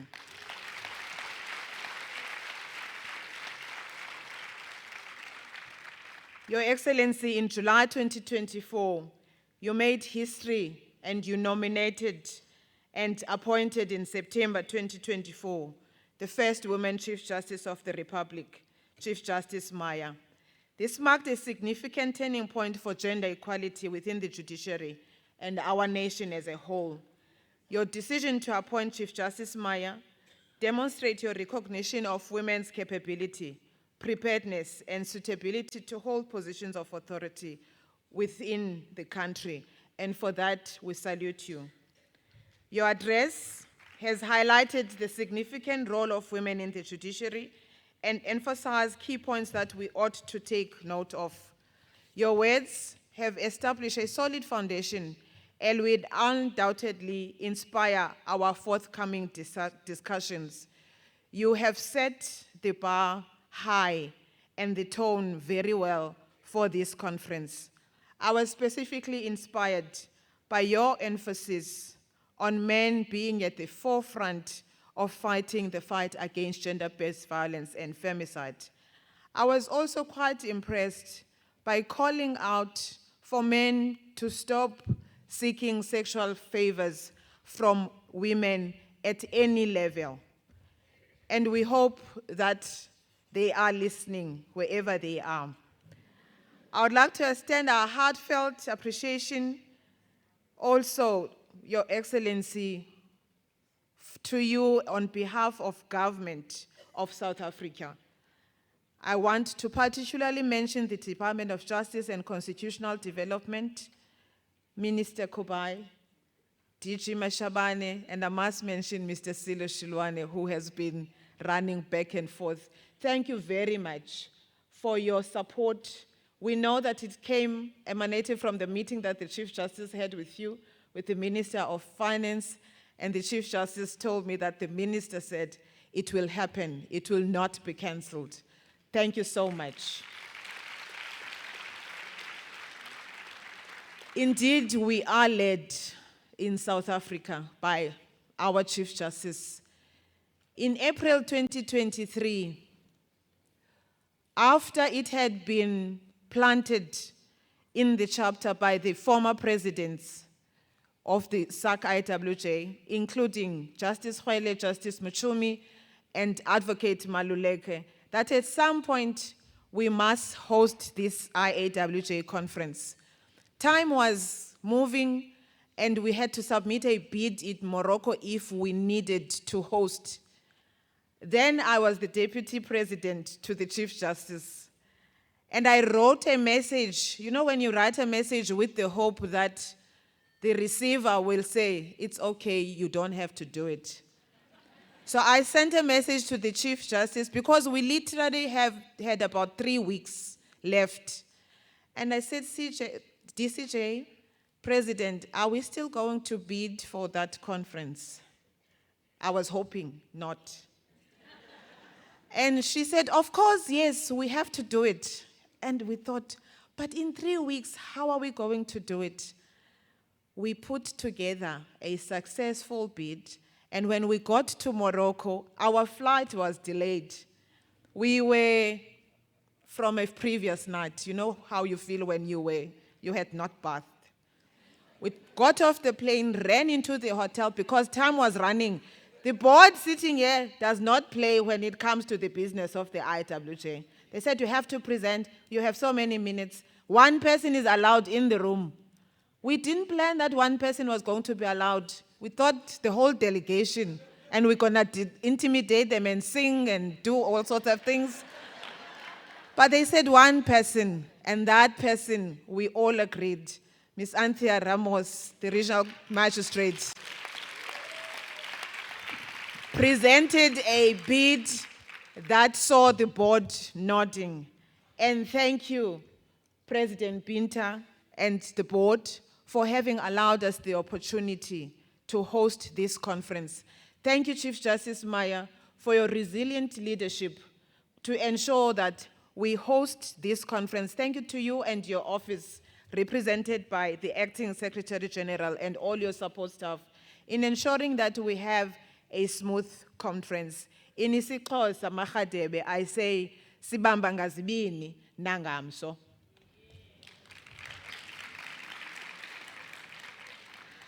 To the board, I hope we have surpassed your expectations. On the 3rd of February 2025, we had a planning committee meeting. It was the first time that we're going to be joined by the board of the IAWJ. I am not a prophet, but I know they came to say, we are canceling this meeting because you have not shown us the sponsorship that you're going to raise. We don't have numbers, whatever. It was as if we had whispered to each other with the CJ and later with President Binta. We said, not under our leadership. They set the budget at 5 and at most at 600 people will come. I said to them, I serve a faithful God. We will get to 600 and we will have more. What do we have today? More than 850.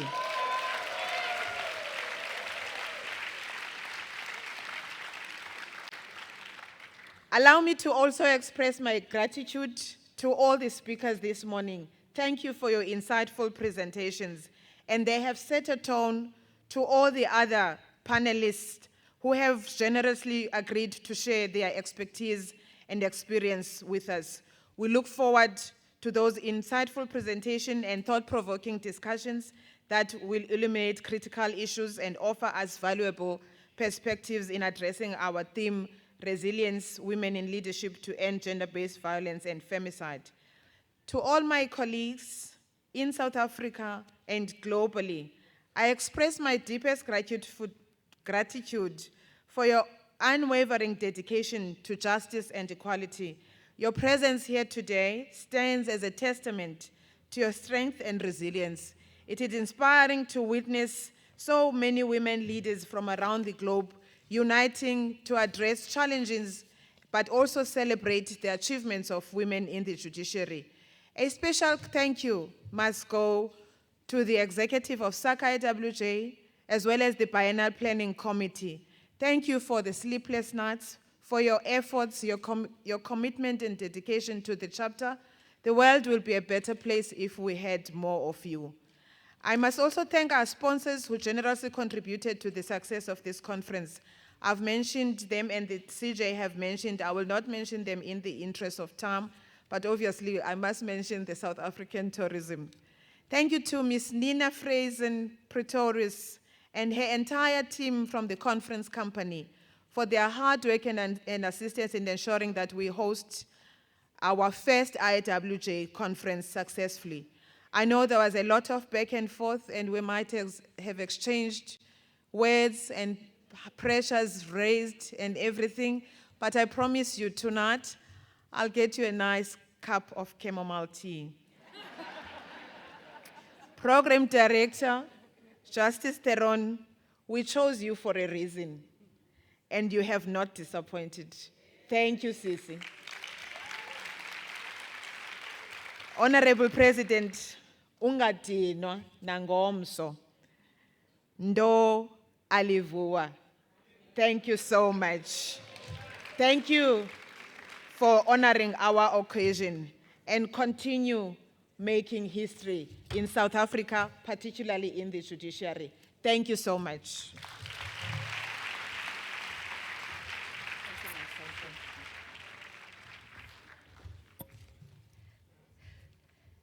Mr. President, you've honored us, you've honored all of us today. The President has kindly agreed to take a family photo with us. So I'm going to invite all our delegates on stage. There are 6 seats that are empty in the front for you to take up the places there. I'm going to ask Justice Mhlantla to come to the front row as well. The third row is empty. Can some of the delegates from South Africa at the back please come into the third row so we don't have any gaps in the front? Please.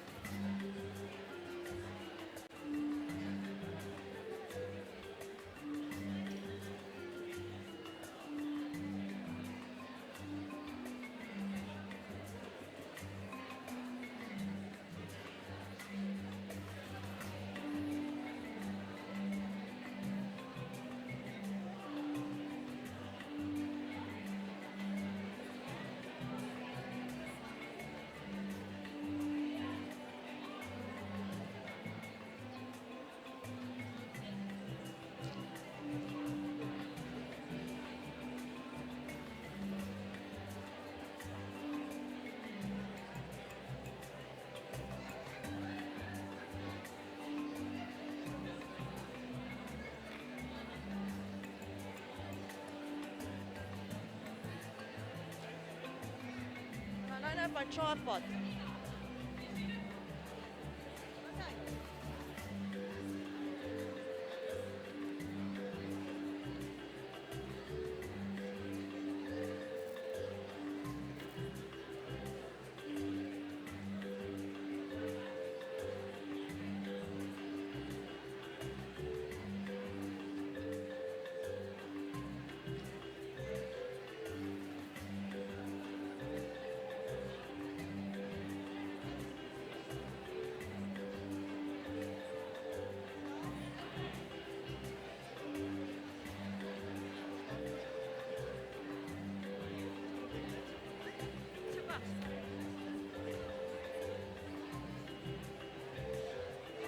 People will inform me.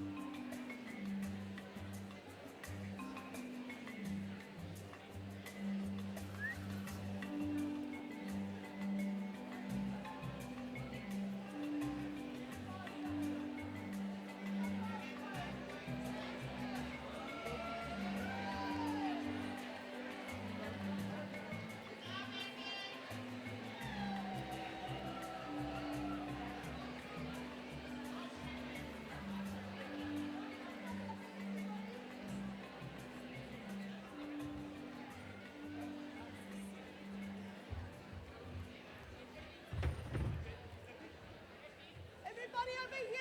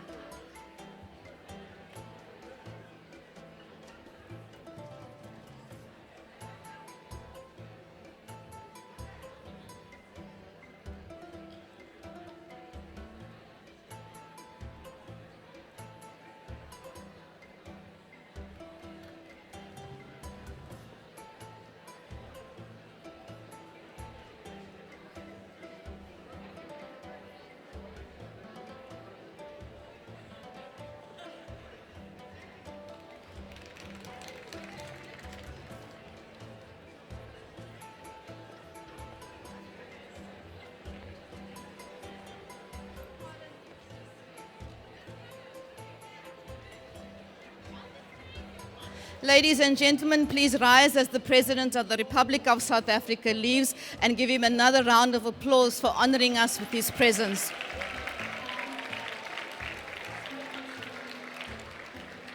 Not yet. Oh, okay, sorry, he's still taking photos. He's very generous with his time. Thank you.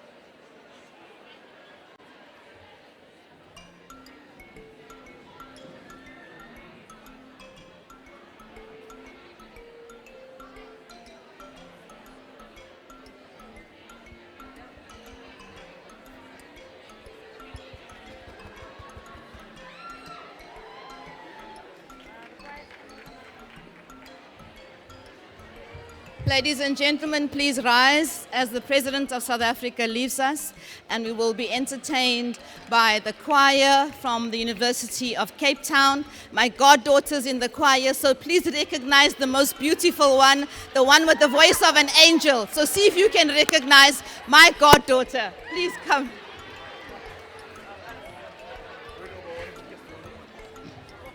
And of course, their maestro, the talented, beautiful, vivacious Karen.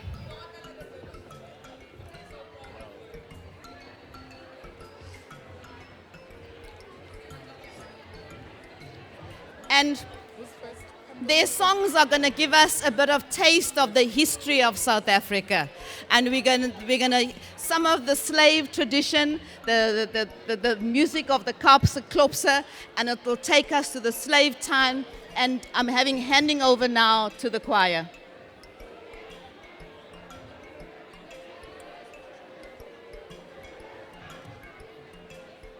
You ready? Please.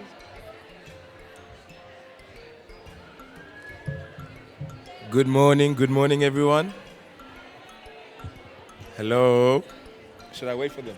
Okay. So the first song that we'll be singing is called Shosholoza. This is a song that was sung by the miners and railway workers during apartheid.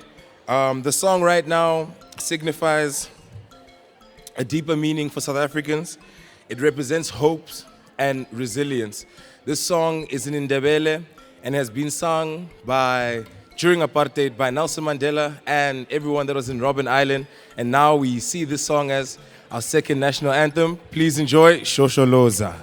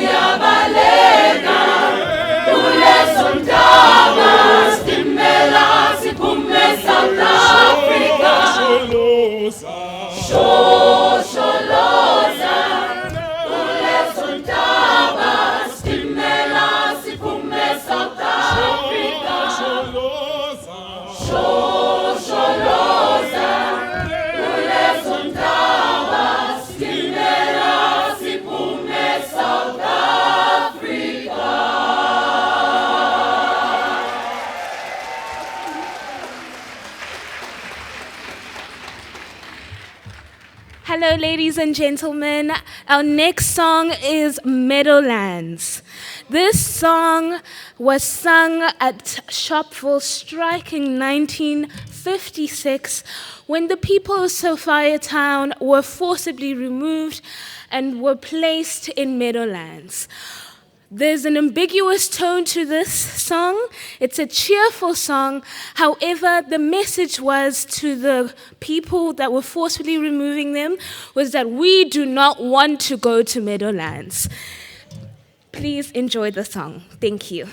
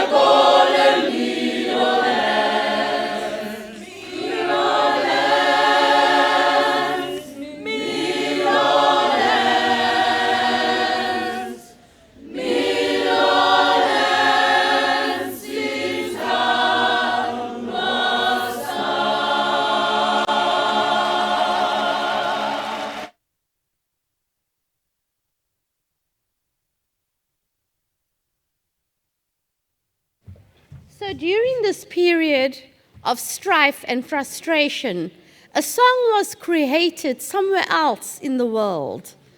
A song that created harmony and brought hope to everyone. What a wonderful world.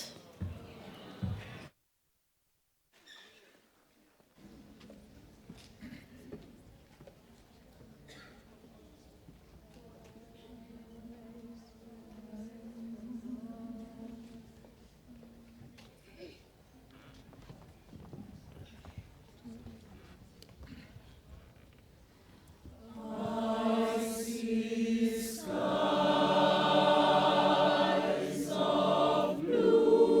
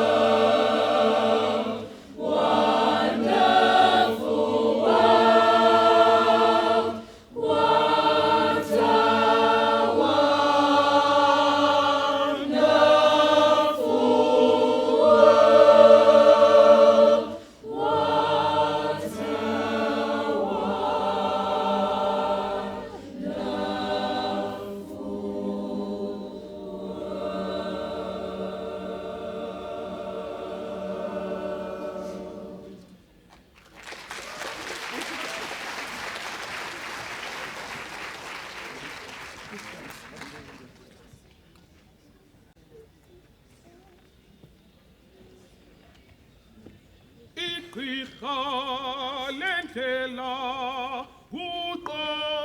song that they are starting there has been made famous by someone who is highly renowned, Miriam Makeba, with the click song.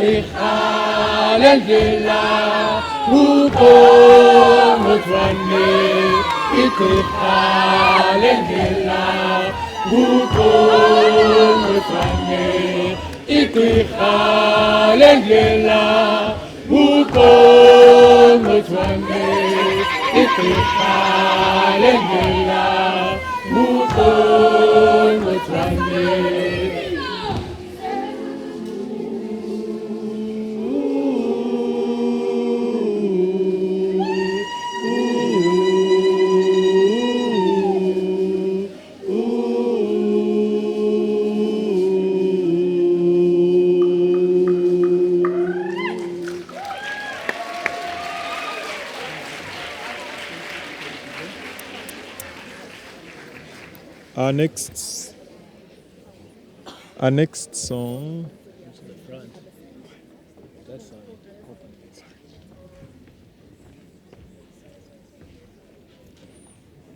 Our next song is Baba Yetu. It's in Swahili. And it is the Lord's Prayer.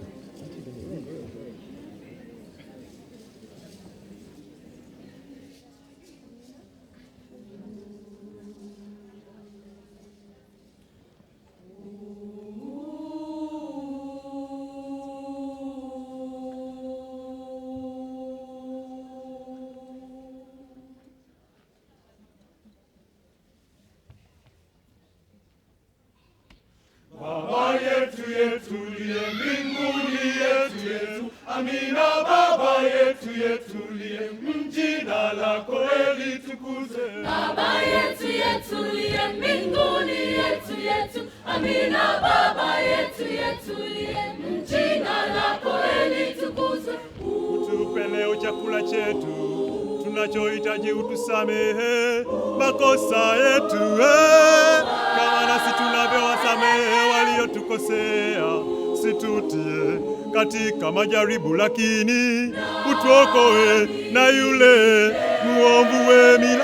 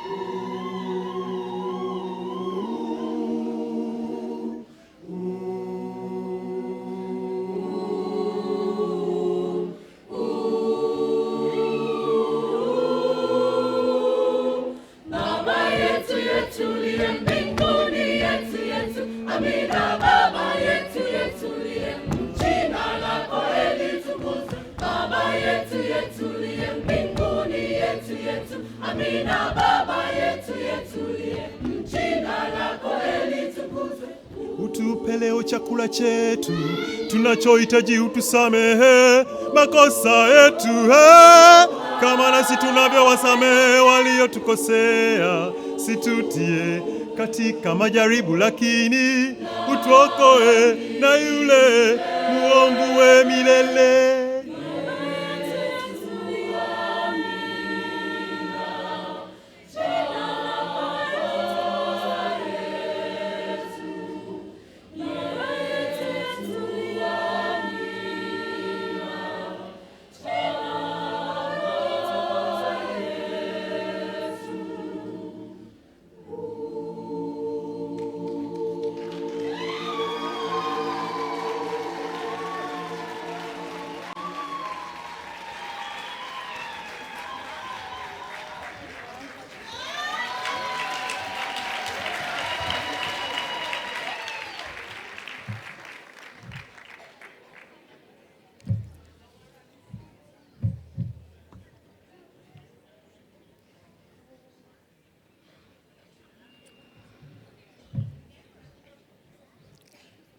The choir from the University of Cape Town, ladies and gentlemen.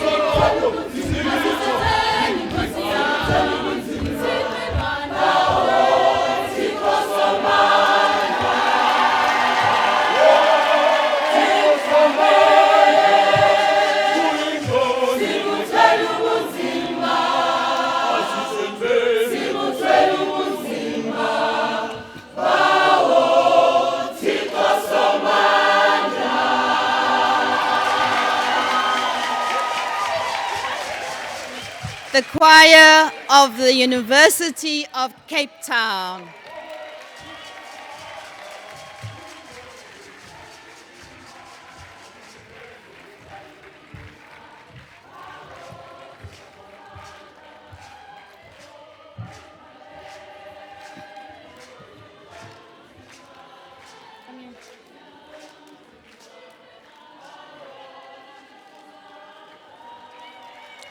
Come here.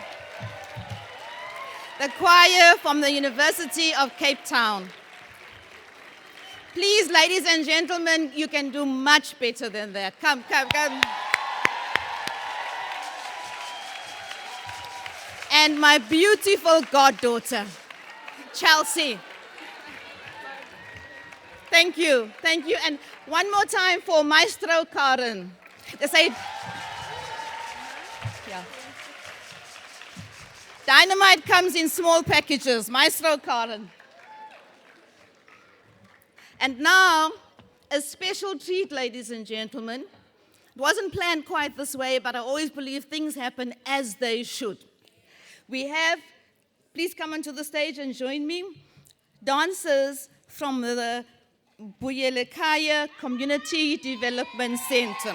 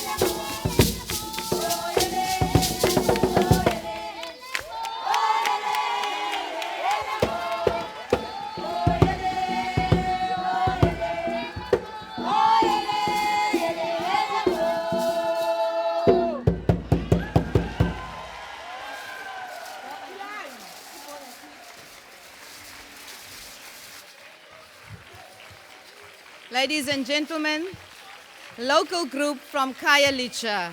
Please give them another warm applause. I'm out of breath just watching them. Just watching. They were fantastic. Another round of applause, ladies and gentlemen. Just a few announcements. The speakers for tomorrow's plenary sessions are reminded to please upload your PowerPoint presentation if you have not done so yet. We are going to have lunch in the ballroom.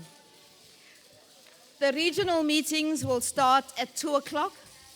The African and Sub-Saharan group will be here. You'll see in the program where the other venues are.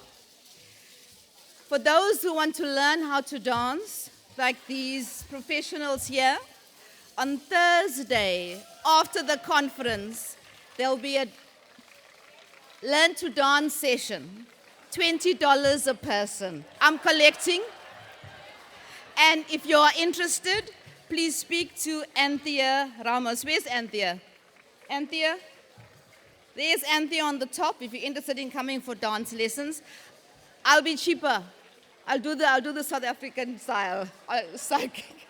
So, ladies and gentlemen, we've had an excellent, excellent start to the conference. Let's keep the energy levels at where it was. Let us all be committed over the next few days. I know there's the attraction of shopping and stuff. There is time. In the afternoon, there's time between the sessions and the evening, and Thursday evening we're free. Waterfront closes late, everybody. So the shops will still be there. Let us commit to what we came here to achieve.